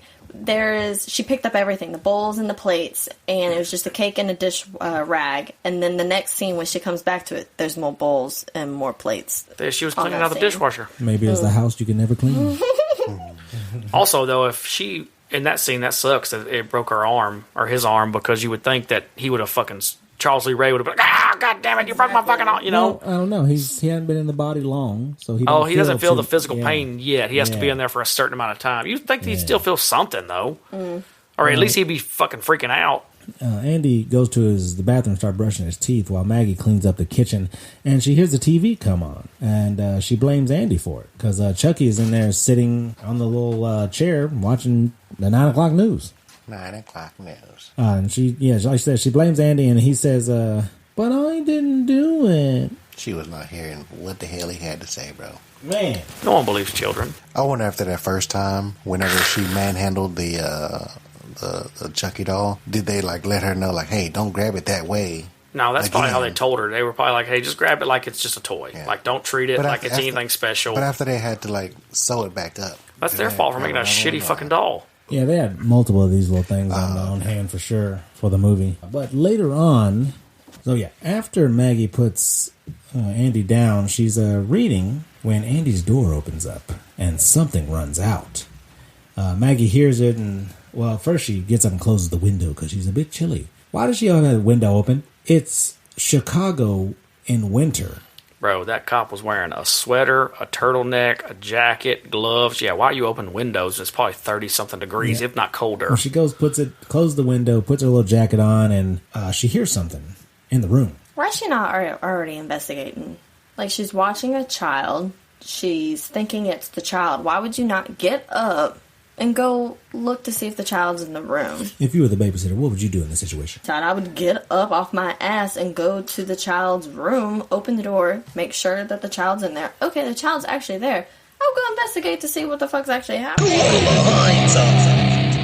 Actually, Sam, this is a perfect question to ask you. Since she's reading a book, she's in the middle. Would you get up from your book? Of a great 100%. book. Middle No, part. does not matter. Because you're watching somebody else's child. You gotta make sure, or at least for me, you gotta make sure that that child is okay. What if you don't and actually safe. like that kid, that person's child, and you were just doing it because you didn't have anything else to do but read, but it gave you an excuse to just read your book instead of going out? Well, that's a pretty shitty person for not making sure that child's okay. Or they just like to read. I like to read, but I still would have made sure that the child's okay. She gets up to go investigate, and she does see a chair against the door. She's then frightened by a noise from the kitchen, and while she's looking, the telephone ends up ringing, which scares her and probably scare the audience in the theater too. It's Mrs. Barclay, and she's calling. It's Andy's mom, and she's calling and asks how things are. And Maggie says good. And she continues to look in the kitchen. And she looks behind these wooden plant holders, and there was supposed to be a mouse in this scene that was behind those wooden plant holders that she was looking at. But they decided not to use them, and Karen, the actress who played Karen, she ends up taking them home as pets, and I think she ends up donating them to like a local school or something, so they stayed at the school as pets there. That's and weird. those mice ended up killing a bunch of people. Yeah, they end up having some kind of disease, biting a bunch of kids, and it was a terrible tragedy. Was the storyline supposed to be that the rats knocked over the sugar and the flour? No, I think it was just like a scare thing. It's like, oh, mice, scary. Just like a mislead. Yeah. Okay. Hey, also, what stores does bitch work at? Because Dillard's. Chucky. Macy's. Okay, what time do they close? 9 Chicago? o'clock. It's Chicago, though, man. This is Fuck city, that. the I city don't that care. almost never Because sleeps. Chucky wanted to watch the 9 o'clock news, and that's already done because she already put him back to bed after he turned the TV on. So it's at least 9:30, 10 o'clock, and she's still at work at a jewelry store. Well, if they close up at 9, then they got to clean up, secure the store. I'm not buying it. I'm not buying it. I'm out. Timing's off. Well, you better get back in because As she's looking around the kitchen and getting this feeling like something is right behind her, she does turn around and she catches a hammer to the face. Hammer fist. Was this a fucking metal toy hammer or something? Yes, it was a metal toy hammer, and the force of the blow made her twist and twirl right out the window where it's snowing as she falls. But when she actually hits the ground, there's no snow to be seen. It's only snowing in the upper levels of the floor of the building. She's on like level 10. Also, yeah, there's no fucking way that toy metal hammer hit her. Who hit her? Brock Lesnar? How the fuck does that have that much force? She literally traveled, NBA travel, to get out that window. She took about 7 steps, spun 30 times.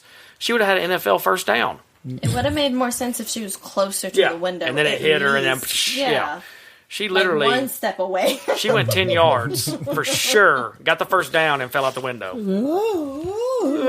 She just kept going. I was like, damn, dude. She could have stopped. She would have fell on the table. Yeah.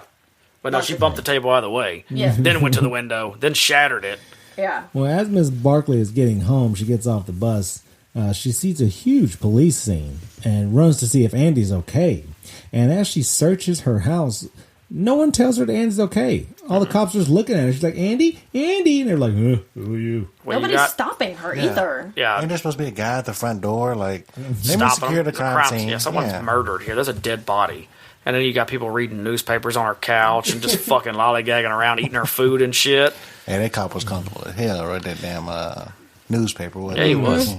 And I'm assuming there's no cell phones at this time, because if something was to happen at her apartment, they would have called her on her cell phone.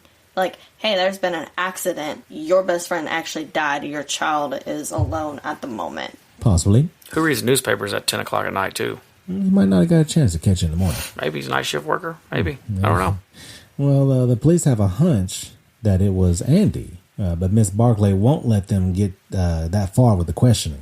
The detective tried to ask little Andy, like, some questions like, what's on your shoe there, bud? What you got over here? You like this? What do you think happened? She's like, nah, I don't think so. She seemed like she didn't really, she cared that her best friend died, but then she's just like, oh, she's dead. Like, you're not going to blame my son. You need to get out of the apartment.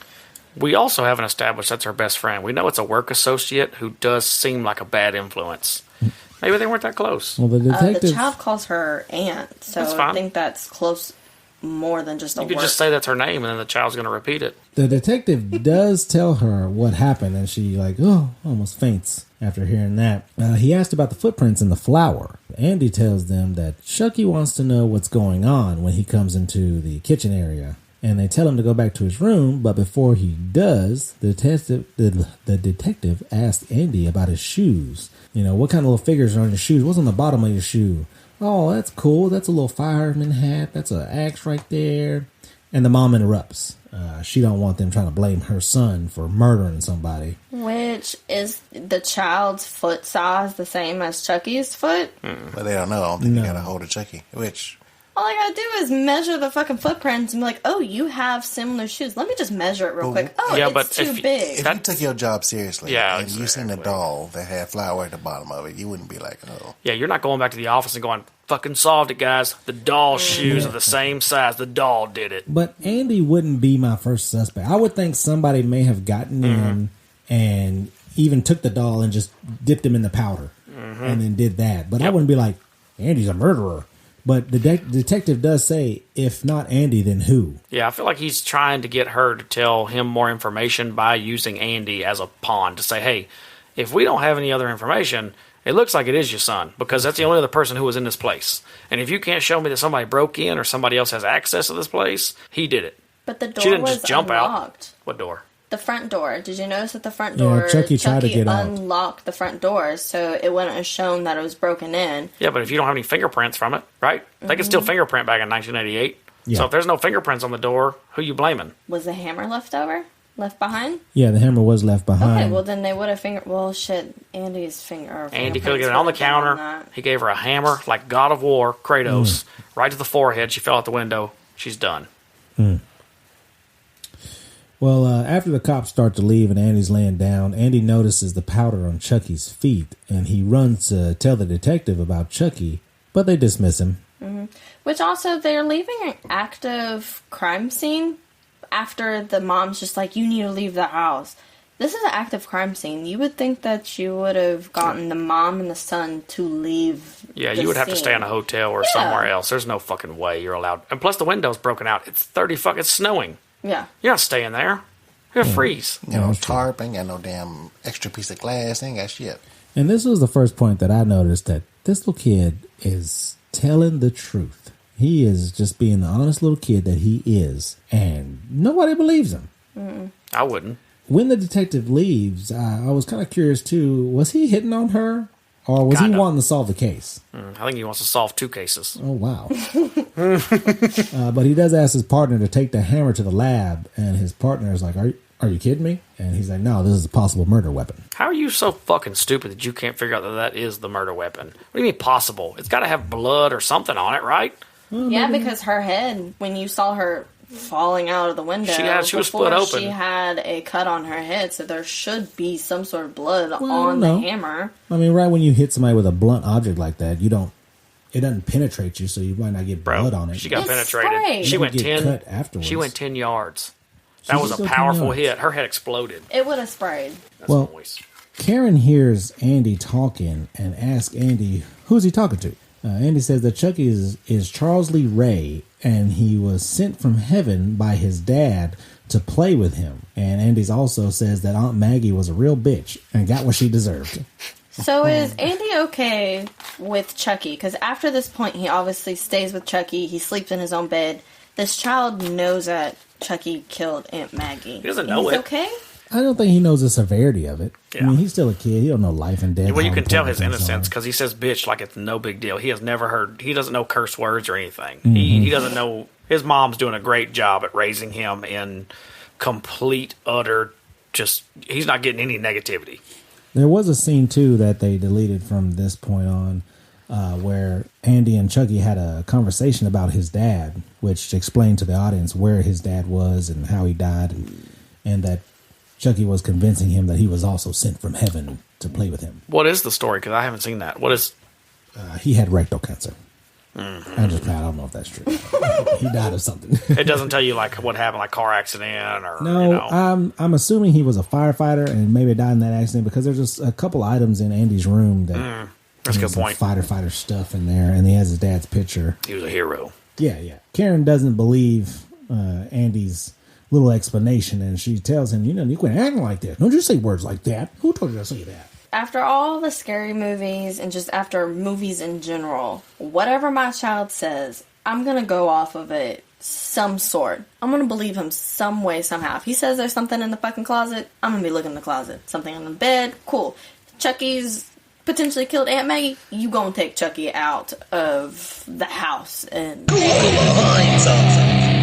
Yeah, I'm getting rid of the doll for sure. Not saying that I would 100% believe the child, but I would take all of the I'd take all the necessary steps to make sure we're eradicating this issue right off the rip. Well, Karen asked Andy if he wants to sleep with her, and she says, "No, I have Chucky." Karen closes the door, but she listens by the door, and Chucky, you kind of see that he knows that she's right there, so he just plays the role of being the doll. He can see her shadow from the door. Mm-hmm. Fucking sneaky little bastard. Now he drifts off to sleep like all dolls do. I do wish, though, like, if Grace never sees some stuff and he's like, yeah, I was talking to so-and-so, Peppa or something like that, and he'd be like, you gotta tell me that shit, bro. I don't want to know that. Tell me all about it. What do you say? I'm saying, which toy was telling you this? Because that shit's going in the burn pit tonight. Well, the next day, Andy is sent to school with Chucky doll. A couple of other little kids had some, too. Yeah, a shitty school. Just showing you that it's real popular. Yeah, but what shitty school is like, hey, bring all your fucking toys to school. We're not trying to learn, motherfucker. Let's play. And where would they even hold them at? That is such a distraction. That's in a the first place. doll. It is. Well, I mean, in the 80s, you didn't have a bunch of parents complaining about bullshit. It was That's just true. send your kids to school and then stay there till I get off work type shit. It was daycare. Yeah. Whatever it is. Teach them how to add and fucking spell. Well, this motherfucker goes right in the building, turns right around, goes the fuck out. Exactly. I'm like, where the fuck are the teachers at to pay attention to this child? Any children? Bro, with that dope-ass snowsuit he's got on, that's some 80s shit right there. I love that suit. he doesn't stay in school long. He walks right back out. Goes right in. Okay, leaving. Yeah, nobody stopped him. He ends up traveling by subway or train car to, I guess, across the island, across town somewhere.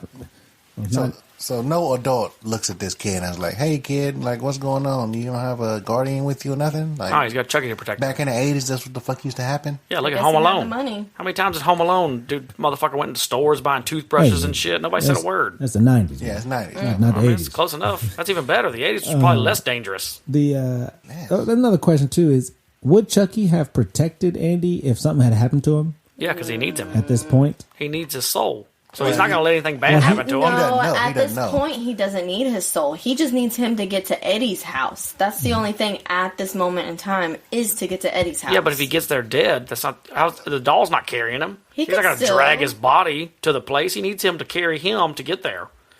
Chucky's not just walking through town. Somebody else, if that child dies, somebody else would have potentially pick him up. Then he starts talking to them, or wait until he is more into his body and be able to walk there himself. Because once he gets to the house, he's able to walk anyways. Yeah, but I feel like this is a susceptible child who's willing to do what you tell him to do. Why take it? Why risk it? Fuck anybody up who wants to fuck with this kid. This is your ticket. This is an easy ticket too. Well, Andy ends up making it to this terrible neighborhood where it looks like somebody has been thrown out. If you're in an apartment and you haven't paid your rent in a while, the sheriff's department will come out and throw your stuff out. And it's like a bunch of furniture and stuff outside. And Andy has to go pee, so he sets Chucky down and loses sight of him while he's going to tinkle. Put him in that fucking chair. Well, and then it fucking disappears. Yeah, and Chucky runs to a nearby house and finds his old partner, the one who left him earlier in the film. The house is a mess. It's a meth house. Yeah. Before meth, probably, at that point. Probably. Well, Chucky gets in there. There are rats everywhere. Were those the rats that lady took home? No, they were. Oh, damn it. These motherfuckers are everywhere. Yeah, they're crawling out of the sink. They're just everywhere. I mean, it might be a little too many rats, but I don't know. It is Chicago. Which, was that front door closed? Like, locked? Because Chucky, I mean, he just had the door open. So it doesn't look like it's a door that does lock. It looks like this house is abandoned, which makes me question the next scene where he starts to try and start the oven. If the house is abandoned, it's not going to have running gas to it. Well, the door might not even close all the way. That's true. It could not. Well, this house does have running gas because we do see Chucky's hand turn on the gas from the oven. And Eddie hears like a thud or something and wakes up and starts searching the house with his revolver. Which I think that's fine.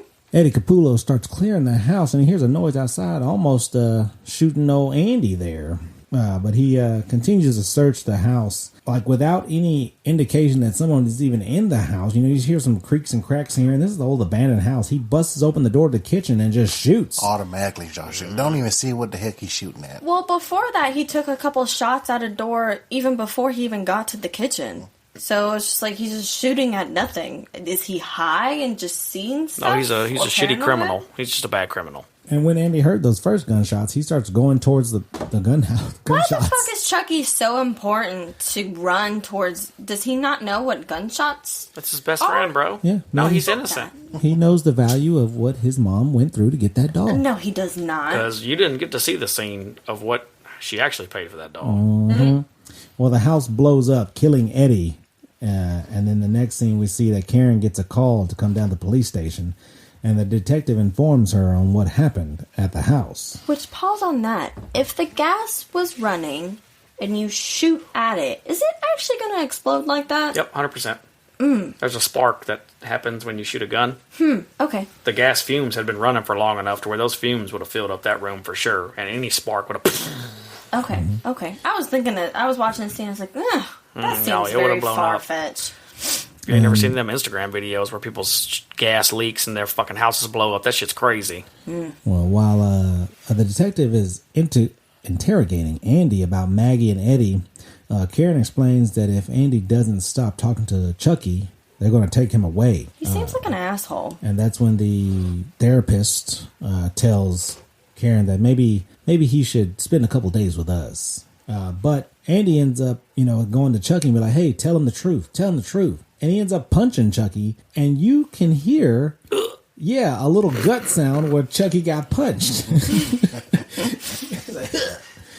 in the movie. So I guess nobody else heard that. Maybe Andy did, but nobody else did. But it's pretty illegal how the main guy was talking to the mom, but then the second detective's talking to Andy. That's 100% illegal. Like, you gotta have either a lawyer, you gotta have the mom present, you gotta have somebody present. Cops gonna do what they gotta do. Yeah. Now, if you don't know your rights, and they're gonna take advantage. They didn't know to plead the fifth back then. But count it out. Karen ends up going home. She goes home with Chucky. And she starts talking to the doll. And she is about to throw the box away that Chucky came in. And she sees that the batteries fall out. And they're still in their plastic package. This was a doll that had batteries included. A rare doll with batteries included. She panics a little much, though. Because, like, how do you know that they just didn't come with an extra pack? Like, what if there were... I mean, she bought it from a dude from the fucking street. Well, as she is going to do now, she's got to check. She's got to check. She got to make sure everything's fine. He's right there. You're fine. Toss him outside. But he also said he came from a dude on the street, which that guy from the street took it from the toy store. Yeah, so how do you know it wasn't returned and they put batteries in it and they just, who knows? Check the batteries. She didn't check it when she first bought it, if it even fucking worked in the first place. You would think you would have done that. No, it already worked. Why would you check it if it already worked? When she first bought it, it didn't say anything. She didn't open it up. She didn't make sure everything was there. She didn't do anything. Nobody does that. If you buy a toy for your son for Christmas, are you going to open it up and check the batteries? No. 100 pocket for 100%. 100 pocket. Put what the fuck on the percent? 100%. Because you're gonna open that shit up. You're gonna put the batteries in, so you ain't gonna fuck with them. Like, your child opens it and it's like, oh my gosh, yes, I got what I wanted. Let me just immediately start playing with it. Nope. But bro, when she checks the batteries and his head turns around like the Exorcist and she drops him and he octopus rolls under the couch, that's the funniest shit ever, dude. Tuck and roll. That motherfucker did a tuck and roll for sure. One of the most elite tuck and rolls ever. She did go to verify that the batteries were not in Chucky and he didn't have batteries. And she knows that he has been speaking. And that's when Chucky does turn his head and speaks to her. And she does end up dropping his ass under the couch, but he's still laying there thinking, maybe if I play this dumb doll role, she won't remember what she's seen or whatever. Which, when I was rewatching this, Greg was watching with me. He's like, no, don't do it. He's fucking with her. He's a good scary character. This is awesome. Maybe she's in denial that he didn't actually speak and trying to prove something, because why? I don't know. Like, you would think that, okay, it's a possessed doll, it's talking. You would think that you would have gotten some sort of weapon and be like, okay, before I lift up this couch, let me get something first. Well, she starts telling the doll, hey, talk to me, damn it. And, it's not doing that. He's still playing that role, so she starts getting a little rough with the doll. She decides to put his ass in the fireplace and she says, talk, or I'll burn your ass. And then that's when Chucky comes to life. And he says, you stupid bitch. He called her a filthy slut. Stupid bitch. Bro, but here's the difference. If you're looking at the Chucky doll when it's not alive, he has 2 teeth. When he comes to life, he has all his teeth. He's got a full fucking mouth, bro. He munching on his bitch.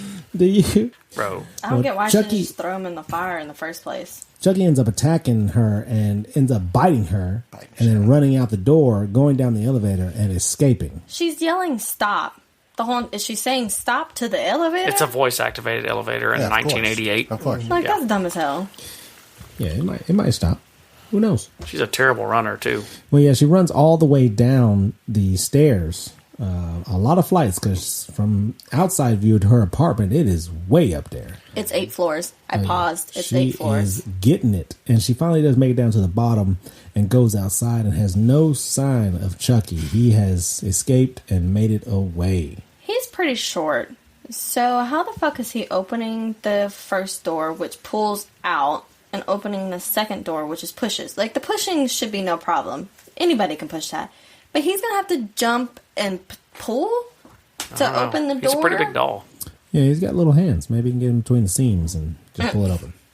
Anyways, Karen goes down to the police station to talk to the detective, and she actually sees him outside, leaving for home. And he is no help.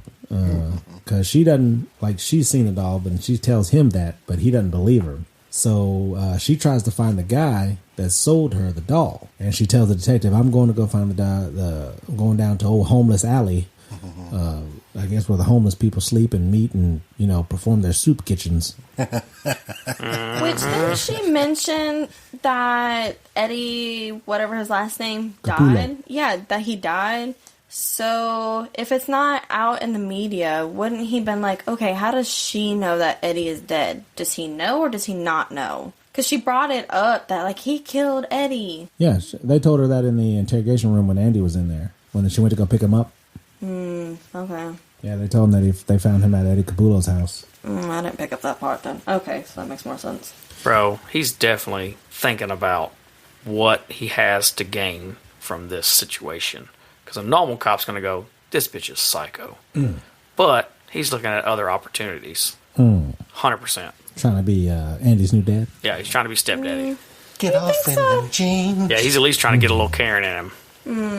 I didn't pick up that vibe. Put a little something in Karen. Well, Karen ends up going to this homeless land, and she ends up finding the guy. She's stupid. I mean, I get you're gonna do whatever you can to make sure your child gets not get in trouble, but she literally didn't bring even a knife, nothing. Bro, and she just describes, she uses hand motions to describe who she's looking for, and she uses a buggy pushing thing and a rotten teeth kind of hand motion. That's all of homeless people, motherfucker. What are you doing? Yeah, they do play this little montage of her searching. She's asking multiple homeless people if they've seen or heard of this guy that she's describing.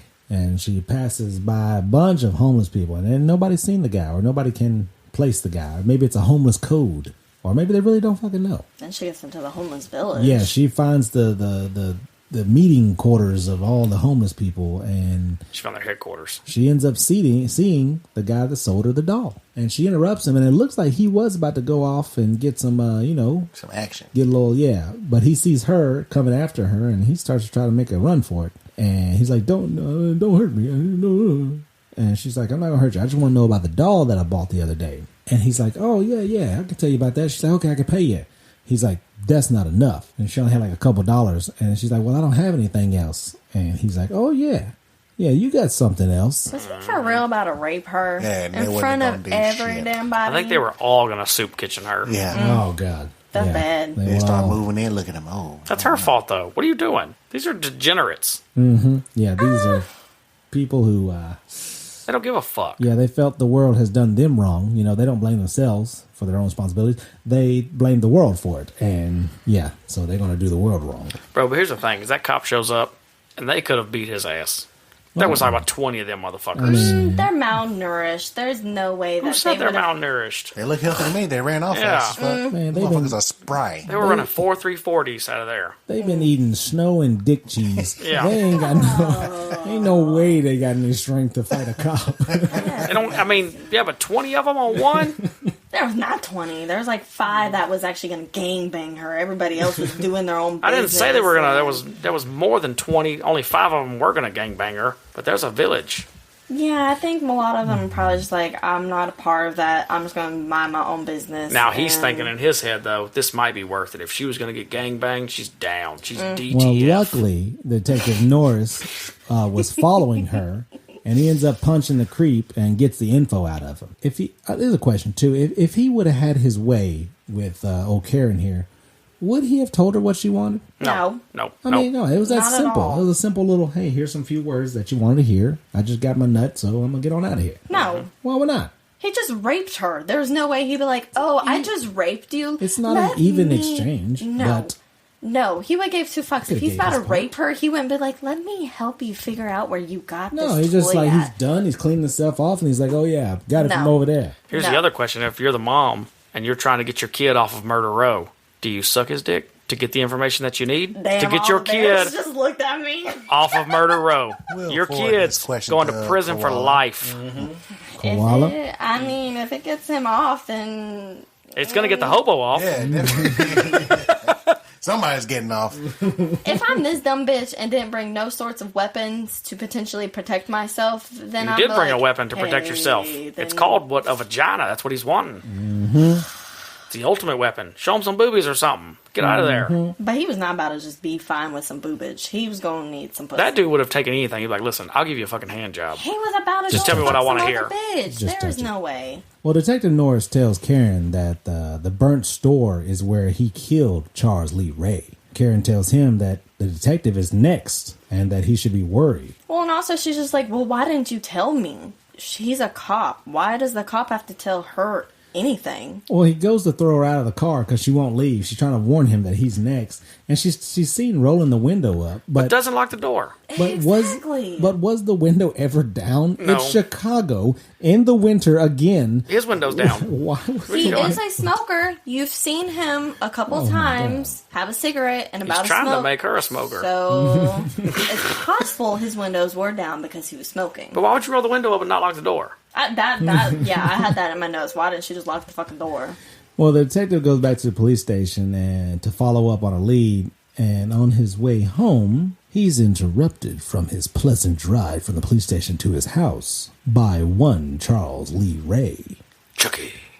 And he tries to do his patented murder, what word am I looking for? Murder. Patented murder ritual. Strangler. Technique of choice. No, you're looking for... Which is... M.O. Listen, I think I've already thought of it. Thank you. Sorry. His patented murder technique of choice, which is to strangle. Why did he tap the cigarette? I had that in my notes. Normally, get the people tobacco out. No, like normally people tap the box, like the cigarette box. Yeah, but you're then tapping all of them. He's just tapping a single. That's weird, but okay.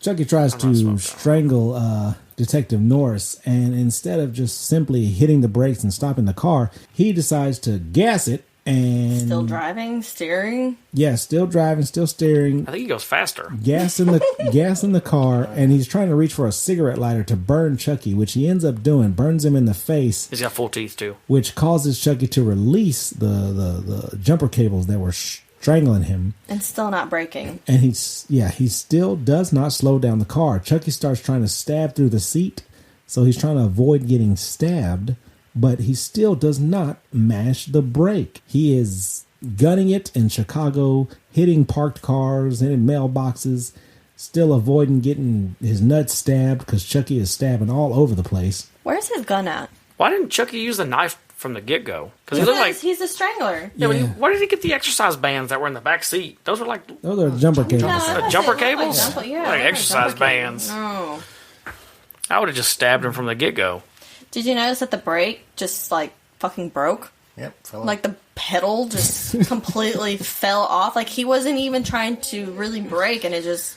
Was this already potentially broken, or are they just trying to make up where... Chucky broke it before he got in the car, so he couldn't stop. Never came with emergency brakes. I guess not this one, because Chucky ends up mashing the gas, making the car go even faster, and it ends up flipping Detective Norris. And as he's trying to, gather himself together, he's noticing his surroundings, and Chucky ends up grabbing his knife.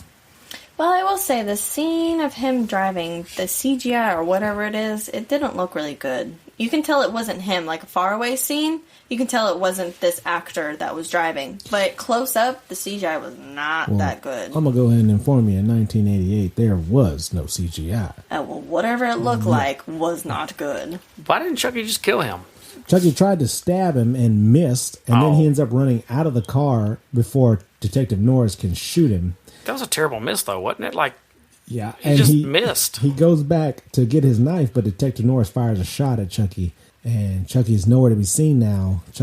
Norris is stuck in this upside-down car. With no wounds, by the way. And then we see Chucky end up getting a hold of his knife. Well, he survived an explosion, too, with no wounds. He can survive a crash. But Norris is on high alert now with that pistol, which I think is keeping Chucky at bay, because he tries to go in again and ends up getting shot. Yeah, that's right. Chucky has been shot. In the arm. I don't know. Maybe because he's upside down. Or he's not even upside down, but you would think that he would have been a better shot. How does he shoots him, and then he completely he's like, all right, fuck it, it's good. He saw him run off. He shot him. He saw him run off, and he was like, all right, I'm safe.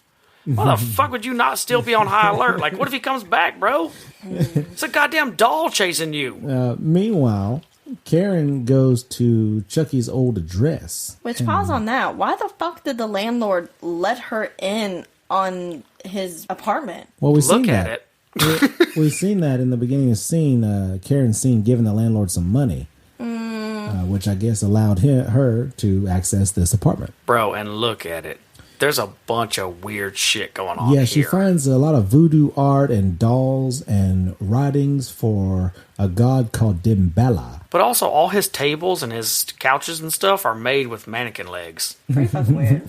All of them are made with mannequin legs. I don't know. This whole scene reminds me of Candyman because they did the whole voodoo thing. They did. Louisiana. They did. Oh, thank you, mighty Dimbella, for the life after death is written on one of the walls there. And they have a not so bad art style on there. But They Karen... have a painting of Charles Lee Ray about to suck the voodoo guy's dick. I was just looking at that was weird. Hey, you worship the god. You gotta please the god. She's definitely not paying attention to her surroundings at This is all, why she though. almost got raped. Yeah, she is surprised by Detective Norris, and he tells her that he learned some things, and he had a lead about a man. But he didn't tell her that he almost got fucked up by Chucky. He didn't want to tell her that she was right. But also, how do you explain that to the police station? That's got to be a company car, right? And he You just still has flipped no that wounds. bitch and wrecked it. You're just going to leave it there? They'd be like, hey, this is Detective So-and-so's car. Why did he just abandon it here? What happened? Trying to follow a lead, that's all. Yeah. No paperwork. And he Dumb. still has no wounds. It's a dummy. Well, they end up speaking about a man that had taught Chucky his deeds, and we end up seeing that man. His name is John. And Chucky ends up surprising him, telling him that the trick worked, and he wants to know why he got hurt, because Chucky did feel the pain from the cigarette and the gunshot that Norris gave him earlier. He also has really orange eyebrows now. I have a note that And he eyebrows. has teeth. He has all of his teeth, but when he's a doll, he only has 2 teeth. Well, John answers his question and tells him the more time you spend in the body, the more human you become. And so Chucky wants help. Well, John ends up refusing, and Chucky uses a voodoo doll on John. Why the fuck did he tell him, or anybody at all, where his fucking voodoo doll is at? I mean, who's going to believe that shit? Yeah, that's Who's true. going to think it's going to work, really? People who practice voodoo? The best part about the Chucky doll after he gets shot, though, is that he has Band-Aids. Good guy doll Band-Aids over the gunshot wound. That's awesome. Hey, they That's work. great. They work. But Chucky ends up breaking John's limbs, and he wants to get the information out of John on how to stop this. You know, how do I get back into the body? How do I stop becoming human? Yeah, what's John calling him? An abomination. And John tells him under duress, because he's getting all his limbs broke. He tells him the only way to get out of there is to possess the first person you revealed yourself to. So has this happened before? How the fuck would he know rules to this? Who? The voodoo guy. It's the This is a voodoo rules. guy. Yeah, he's a voodoo doctor. It's his job to know. I feel like that's questionable. Like, if it's never happened before, then Well, you know he the wouldn't rules. know. Those are the rules. Them just the rules. Who? To whom? Like, who made up these rules? To all of it. There's a chapter in the book that says if you transfer your soul into an inanimate object, the only way for you to get back is to reveal. That's like asking the Hocus Pocus witches how they fucking know what to do every step of the way. Well, they do There's have book. a beginning, a middle, and an end to solve your problems. And I'm sure he has. If there's a book. spell, you know how to. Yeah. Well, Chucky ends up killing old John here by stabbing his doll in the chest or stomach or something, and John really bleeds out here. Like there's he's no. done. Yeah, Did you it's catch weird. when he's like, I have a date with a 6-year-old boy, and you have a date with death? That's weird as fuck. You have a date with a 6-year-old boy? What's wrong with that? That is very wrong. That is so wrong. He's a minor attracted individual. Well, he technically is a minor himself. That is true. He is a doll. He's a child's toy. Well, Norris and Karen arrive at John's house and find him bleeding out on the floor. And John tells them, you must save the boy. You must save the boy. And they can kill Chucky by going through his heart. It's a simple one. Yeah. Kind of like a vampire, driving a stake through the heart. Which he had his right leg and left arm broken, but at the scene, he just laid flat. Well, that's way too much blood on his legs and shit. To be, he got stabbed, yeah. But has he been rolling around in agony or some shit? He's covered in that shit. Looks like he's been cut up from everywhere. He would have already been dead from that blood loss. Yeah, if that's that much is on the floor, he's done. Well, I mean, hey, he's a voodoo doctor, so he might have cast some spell to at least make him last a little bit longer. Maybe. She's just grabbing all over his ass, too. Like, where's the cop at? Be like, hey, bitch, this is a murder scene.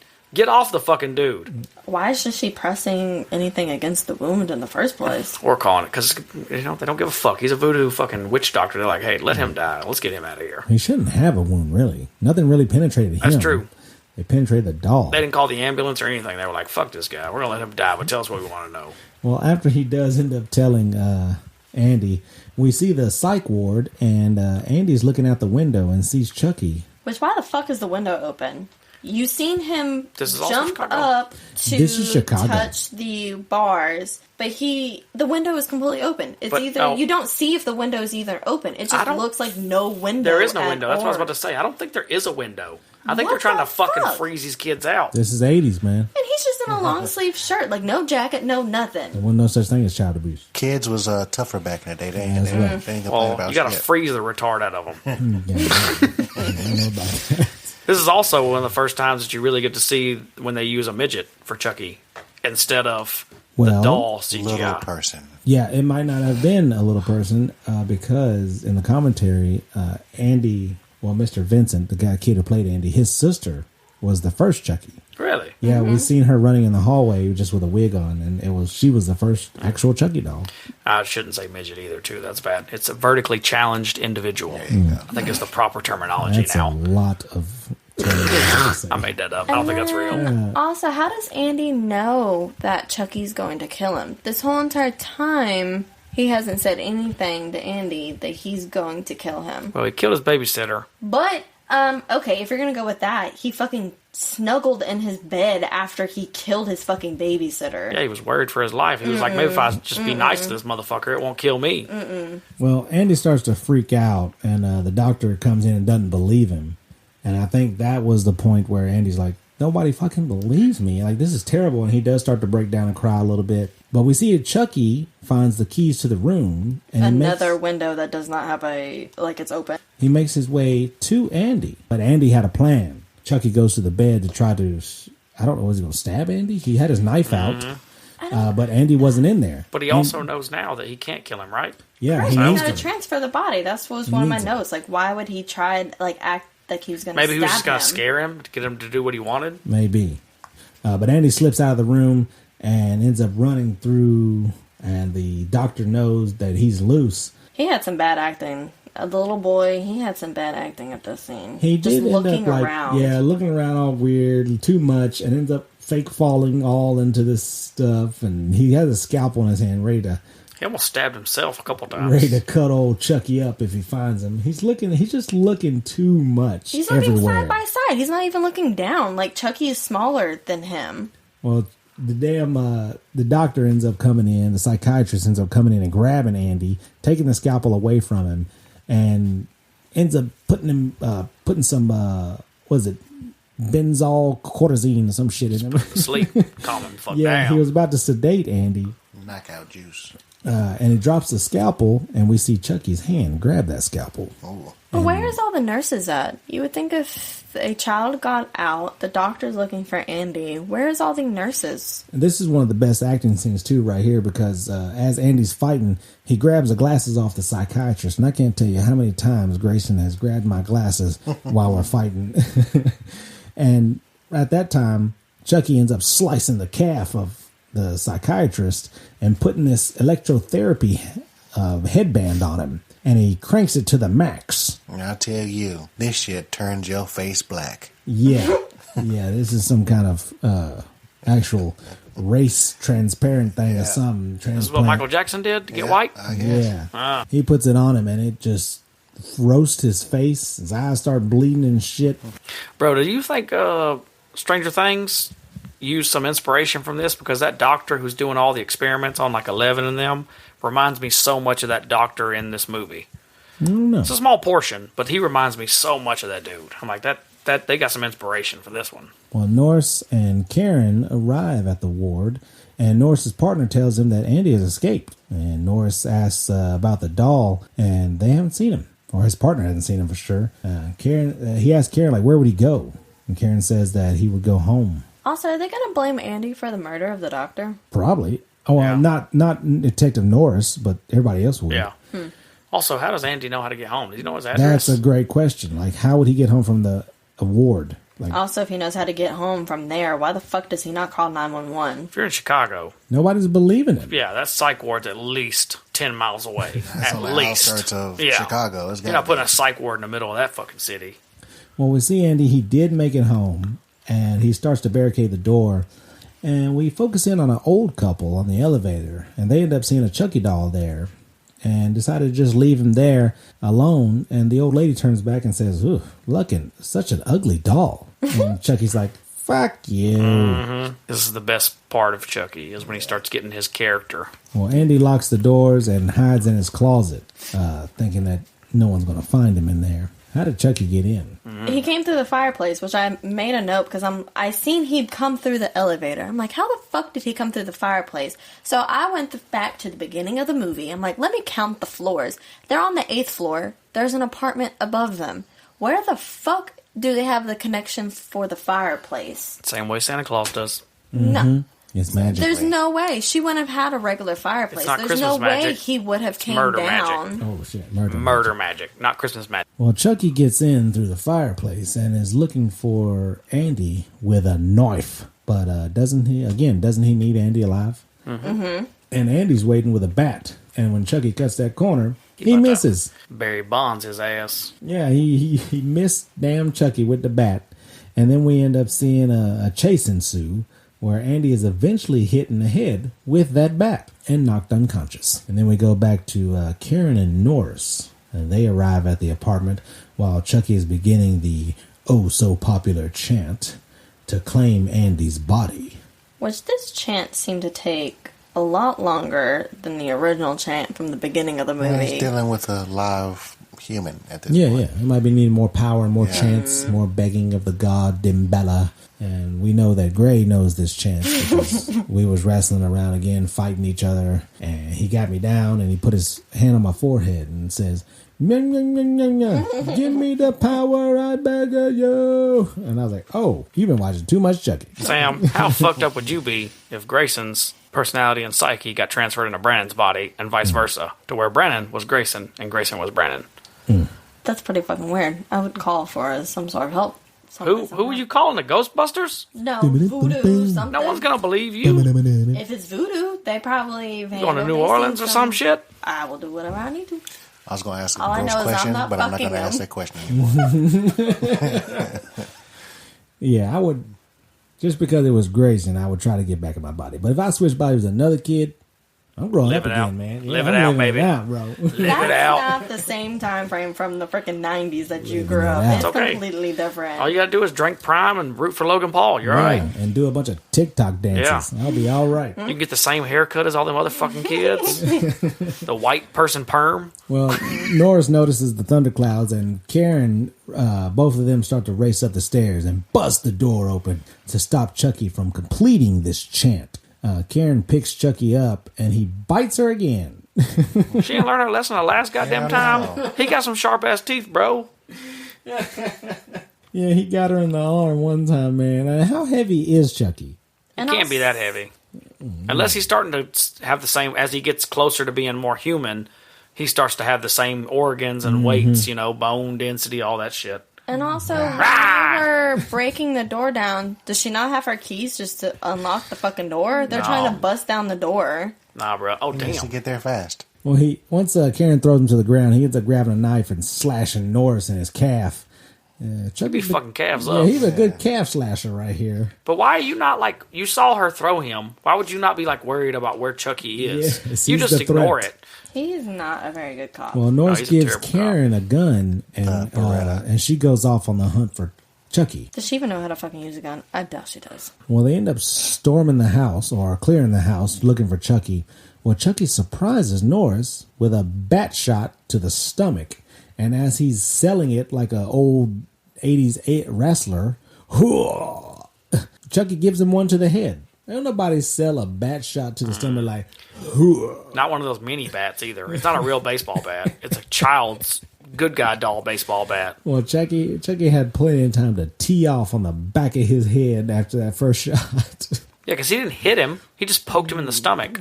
Like that shit was a vampire fucking steak. Apparently he has the adult weight behind it. Mm-hmm. Well, before Chucky can kill Norris, Karen comes in and shoots him in the leg. And then it jams. And it blasts him away. This bitch dropped the fucking gun. The gun does jam, and she runs into the living room, hitting her knee on the table, which I think is very believable. That shit hurts. Mm-hmm. Worse than that little fake-ass bat to the gut.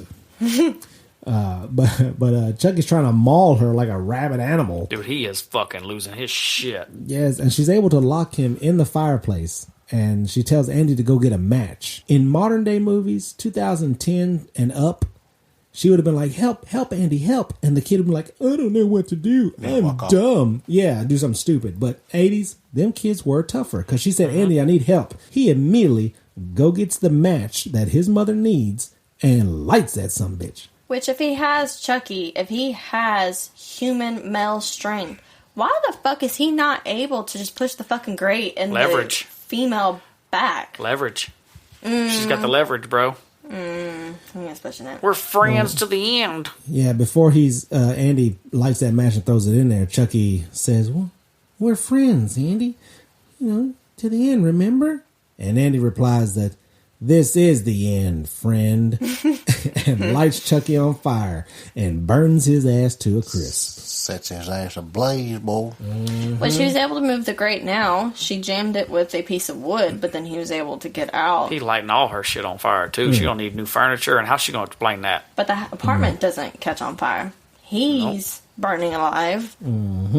Well, as he does burn alive, Norris awakens and they gather next to him to fix his leg up. And Andy goes for the first aid kit and he tells Karen that Chucky's gone. Which, I don't get this because the mom was there when the voodoo guy said he has to be destroyed by killing him by the heart. Being burned alive does not affect the heart whatsoever. Why did she not go into the kitchen, grab a fucking knife when he was on the ground, and stabbed him? Because she's worried about making sure she seals this deal with the cop. Well, the only thing I would say is that this whole thing is new and it's something unbelievable. Scary. Yeah. Yeah, and like you would think he just burned to death. You would think he's done. It's a doll. Yeah. Not when the voodoo guy specifically says he has to be stabbed in the heart. Yeah, but that's a voodoo guy. He's the one that gave Chucky the fucking spell. How do you know that? Do you believe that motherfucker? Yeah, but do you believe him? Do you believe everything a voodoo guy tells you? I wouldn't. I would go with it. I would like these crazy motherfuckers. You trust everything a voodoo guy says. Yeah. I'm not. I'm going to stab him in the fucking heart. I'm going to chop off all the fucking limbs. I'm going to do anything and everything to make sure he does not come fucking back to life. How do you know the voodoo guy's not on Chucky's team? Why would he be if he says stab him in the heart? How do you know? Well, when Andy runs back to the room, Chucky ends up tripping him and is about to stab him when Karen locks Chucky out of the room, but he ends up stabbing the door and cutting Karen's hand, and he gets in anyway because he's fucking Chucky, okay? You can't stop him. But she gets the revolver and starts to shoot old Chucky. The revolver that was locked or whatever it's called, jammed? Jammed No, it? she had the Beretta at first. When the Beretta jammed, she grabbed the detective's gun, which was a revolver. Okay. Revolvers don't jam. Gotcha, didn't catch that one. And she starts shooting Chucky to pieces. Well, before that, she was holding the door, and I don't know why she don't just grab the door and then lean all the way back. Oh yeah, away from the door. When she was holding the door, pulling it, she was leaning against it for some reason. He was stabbing the door, getting closer and closer to her face when she could have just. Yeah. But also, do none of these doors fucking lock? They all have keyholes. Can she not just lock them from the inside? The bedroom door had a key that was in the lock. The bathroom did not. So she could have locked the bedroom door. Yeah, she didn't. She just lets him run around. She's an idiot. Yes. Mm-hmm. Well, Chucky, burnt face and all, does start to approach Andy and Andy and Karen. Terminator style. Yeah, Terminator style. And she starts blasting pieces off. She shoots him in the head, knocks his head off. The body's still moving towards him. Shoots the right arm. It goes flying off. And then shoots the left leg. And it goes flying off. Think she has that good of aim? Oh, she's the best. She was just panicking. Maybe. And she was trying to shoot him in the chest. And also, how many times do you have to cock this gun? Because she cocked it a couple times. She can't cock a... Oh, you mean pull the hammer back? Yeah. You can pull the hammer back as many times as you want. But she stands over what is left of Chucky's body and unloads into him what bullets she has left of him. I counted 7 in all. Well, that was 3, 4, 5. Well, we don't know She's how many Norris fired. Didn't Yeah. Norris fire one before? I don't So know. maybe I'm not 6. Sure. It's usually, what, 7? 6 in the spinner. 6 to 8, ain't it? Yeah, Depending on 6. what Yeah. thing. But Zay's a gun expert, so this one has 6. They assume it's over, and luckily, just so happens that Norris' partner shows up, and Norris tells him everything, and he says, "Go in the hallway and look if you don't believe me, but don't touch anything." This motherfucker don't listen to shit. And he does exactly the opposite, and goes in the hallway to look, and he grabs Chucky's head and brings it back to the room, and the only person that notices was Andy, and Andy's like, "Wait, what? Did you just tell him not to touch this?" In their scene, too, though, look, if you pay attention to the lady, why is she holding a rag up by his dick? He got sliced in the calf. Listen, she's trying to. She's trying. She's moving her way up. He's like, hey, I'm bleeding down here. And she's like, you're going to be bleeding here later. She's trying to recover more than one wound. I'm like, what the hell? Yeah. She's holding him up like he got stabbed in the fucking quad or some shit, or in the hip. Oh, God. She's like, does this feel good? Yeah. I don't feel any calf pain. Mm-hmm. Keep doing that. Stop, I'm dying. Keep rubbing my revolver. Like a birdie, too. Shitty cop. Look at him. Yeah, well, he does bring the head back into the room, and Chucky's body pops out of the ventilation system and tries to choke the shit out of the partner. How the fuck did he get there? He was on the floor. Because she's a terrible shot, and she didn't shoot him to the fucking heart, so he's still alive. She was point blank. Well, he ends up getting the body off of him and throwing it to the side, and you can hear Chucky's head still talking, "Kill him! Kill him! Kill him!" But it's still trying to kill him. It's doing what Chucky says, even though he can control it. It ain't like he mind control his own body. I don't know. Which I guess the cop put the bullets in the gun. I wouldn't. Wouldn't you, if you wanted people to believe you, would you keep that shit around and just put it in a room and put a camera on it 24/7? And then when it does move or it does make a noise, then you can say something. But if you kill it now, no one's going to believe you. Well, he's obviously able to still fuck people up because he was almost about to choke the guy. Yeah, but if you lock it into a vault and just keep a fucking camera on it 24/7, where's he going to go? They don't have a vault right now. They can get one. That seems like a lot of money, too, to put for something that majority of the population wouldn't believe you. But Norris ends up taking the final shot and shooting Chucky right through the heart. Wasn't that gun out of bullets earlier? Effectively killing Chucky. It was his partner's gun. Dot. That's what we'll say. And he wasn't that good of a shot when he was trying to kill Charles Lee Ray. He did shoot him. Before. In the leg. He shot him in the chest, too. Mm-hmm, that was the shoulder, not the chest. Chest, shoulder. It's all connected. And when Chucky is finally down, everyone's at ease. And they start making their way outside of the room, while Andy takes one last look back at Chucky before they go to the hospital, hopefully, and screen fades to black, and the words go up on Child's Play. How are they going to explain this?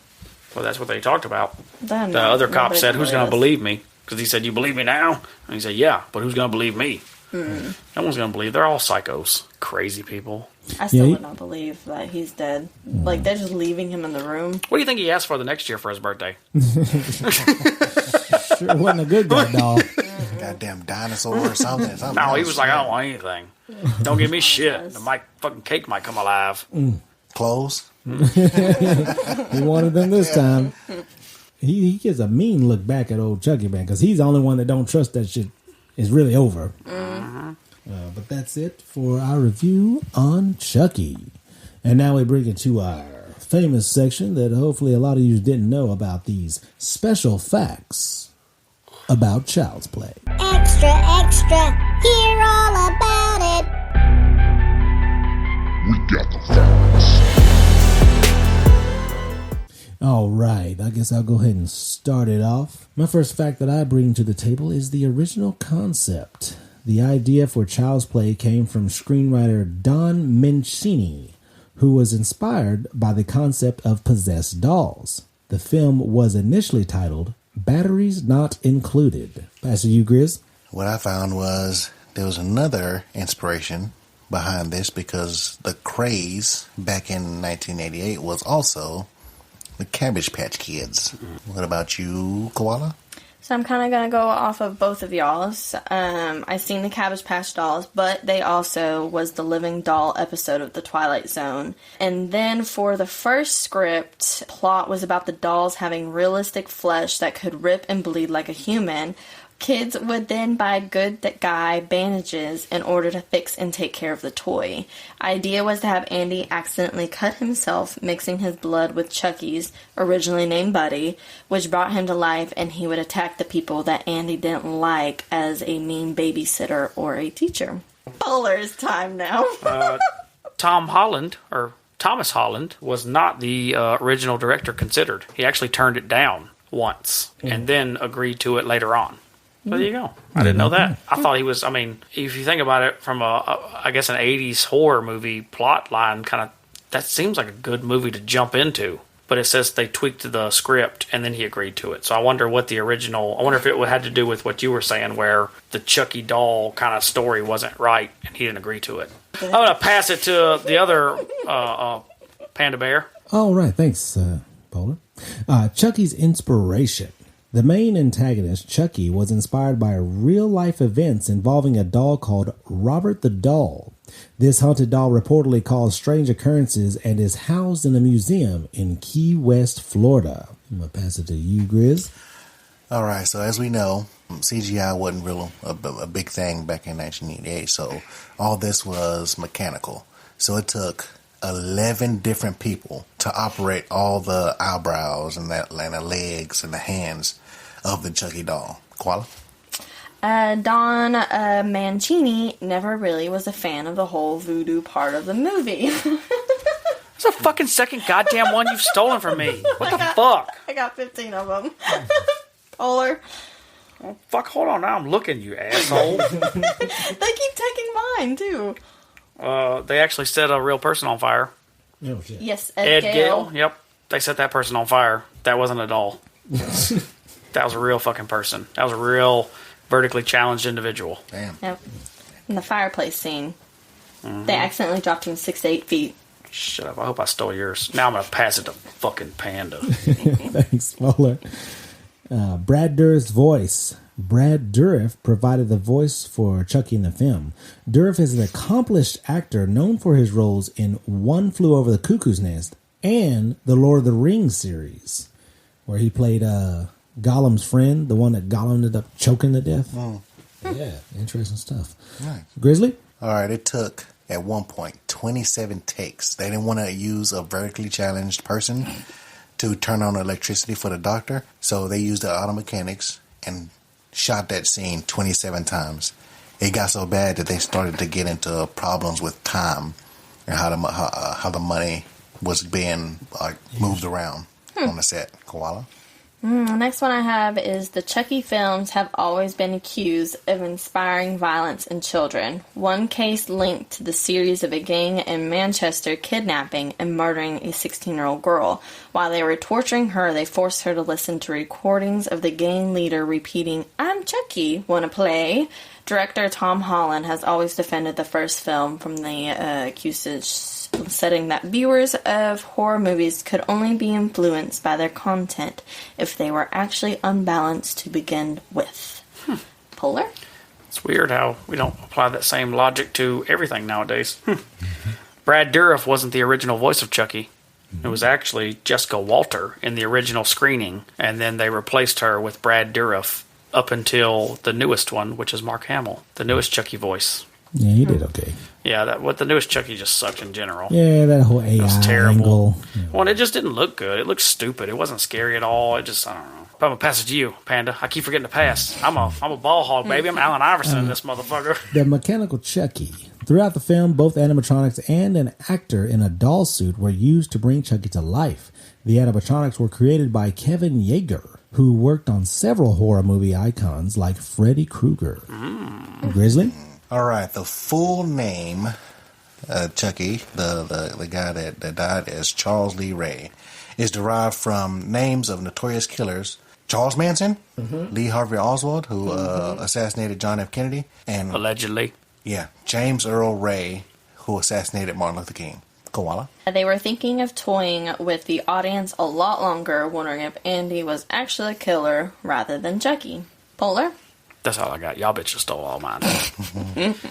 All right, I'll take over. I'll pass it to you, fucking thieves. I'm going to get the assist, though. Multiple Chuckies. Various versions of the Chucky doll were created for different scenes in the movie, including a standard Chucky, a hero Chucky for close-up shots, and a stunt Chucky for action sequences.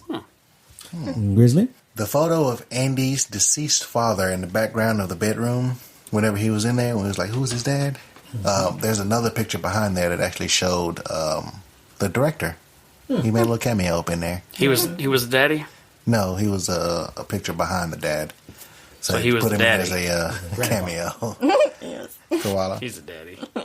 The film was released on the same date, November 9th, 1988, as the opening scene when Charles E. Ray transferred his soul into the dollar. Panda? A controversial marketing. The initial marketing for Child's Play faced backlash for promoting the film in a toy store, which some felt was inappropriate. It resulted in modified advertising strategies to distance the film from children's toys. Grizzly? I'm going to kind of piggyback off that. It's like during the initial release, a crowd of protesters, was at the MGM entrance and protesting the movie. They said that it was going to lead to violence among children. This is the devil's work. Koala. There are comic books about Chucky. Ooh. I've got the #1 issue of Friday the 13th. What about Chucky? No, don't have that one. Okay, Panda? What about Blind Bill? You got his first issue? I got Blind Bill. Just making sure you ain't got no Blind Bill #1. Set fire.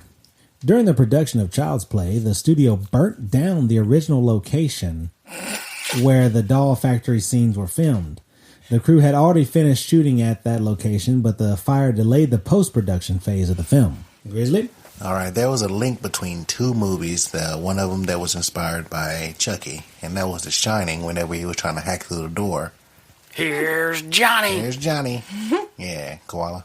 Brad Dourif was first brought in to do the voice, but when it came to do the automated dialogue replacement, he was busy with another film, so 2 other random dudes replaced him, but made Chucky more funny, and the test audience hated it, so they brought Brad back. 2 dudes. Yep, 2 random dudes. Panda? I know we talked about the other plot line for it, but did we talk about the original title? Yeah. What is it called? Buddy, I think you said it. Yeah, I thought you did. The movie's original script had a different premise. It was originally called Batteries Not Included, and later changed to Blood Buddy. The first script had a plot line about the dolls. I know the realistic flesh that mixed with the blood that ripped like humans, but that'll be it for me. Grizzly? Yeah, I'm out too. Oh, I got 2 more. Want me to do it or no? Yeah, lay it on. Okay. The toy shop was closed down, the Chinese restaurant in Chicago in the corner of Wabash and Van Buren. Chris Sardonian says the name of the street corner when calling for backup. And then the last one that I have is that the whole entire story takes place in 3 days. Wow. That is pretty cool. I didn't know that took place in 3 days. All right. We'll move on to final thoughts.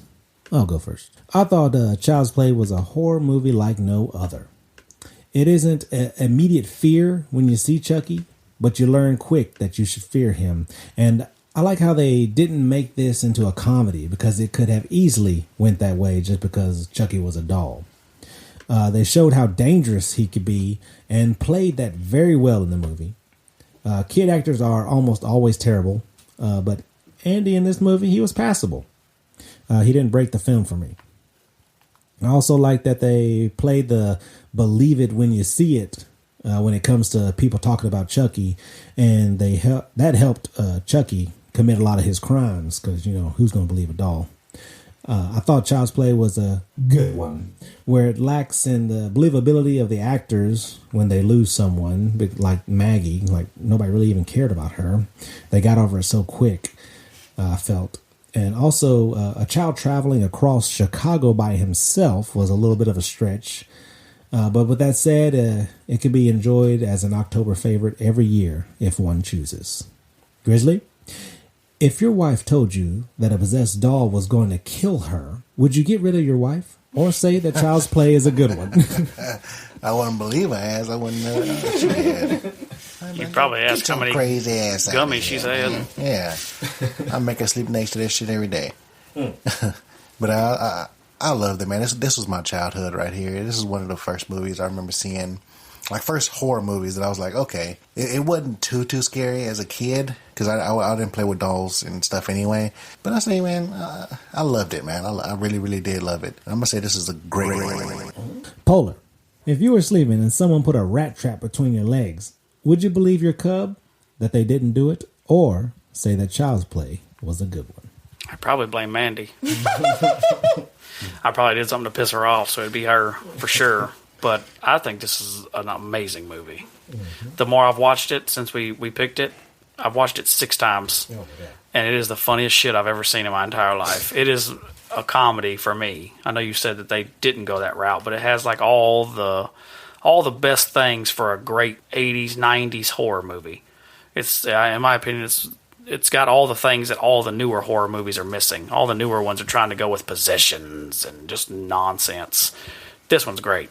Everybody just needs to piggyback off of this type of shit and keep it going, because Chucky is the shit. I like Chucky. I'm getting a Chucky doll for the gym. Oh, shit. He's going to start working out with me. Well, thank you, Polar, for that.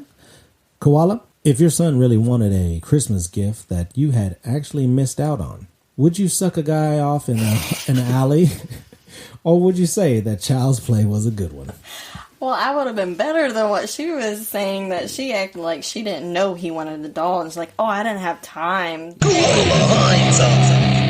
You're not answering the question. If I was in her situation, yeah, I mean, I don't want to disappoint my child. Grayson wanted a Turbo Man.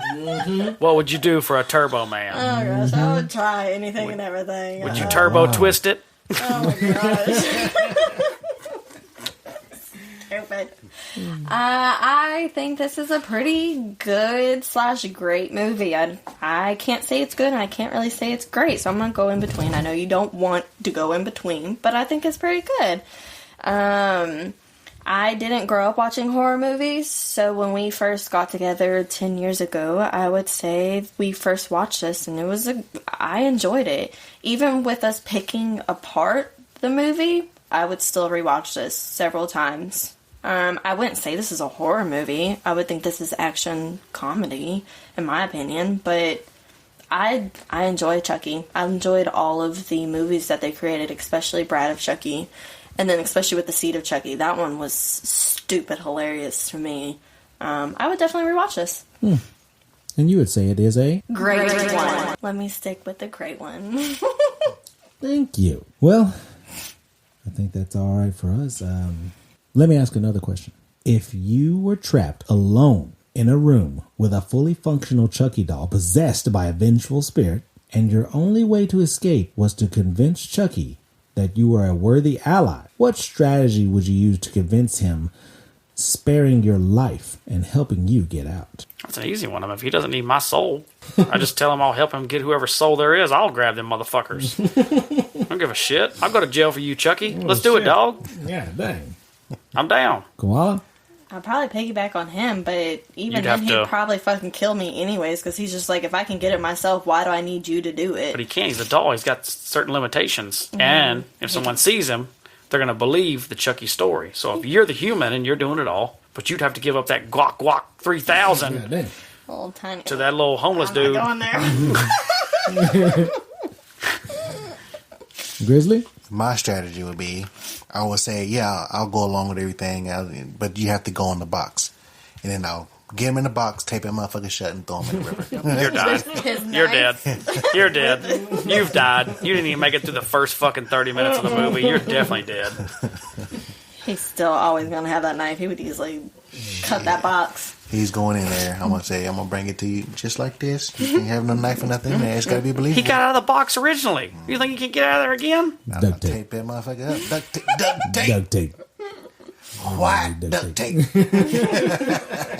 It's redneck chrome, baby. Redneck chrome. Well, guys, that's going to be it for us today. That's our review for Child's Play. Our next review will be in November, and it will be the fast-paced racing hit, Talladega Nights. Wow! Ain't first or last. That's right. That's right. So that'll be it from us. Have a happy October, everyone, and a happy Halloween from us at We Real Reels. Grizzly? Grr. Polar? Yeah. Koala. Happy Halloween. Damn, All why right, you guys. interrupt me like that, bro? Damn. I forgot my name. You stole my yeah. That's my LA night yeah. All right, guys, keep on reeling.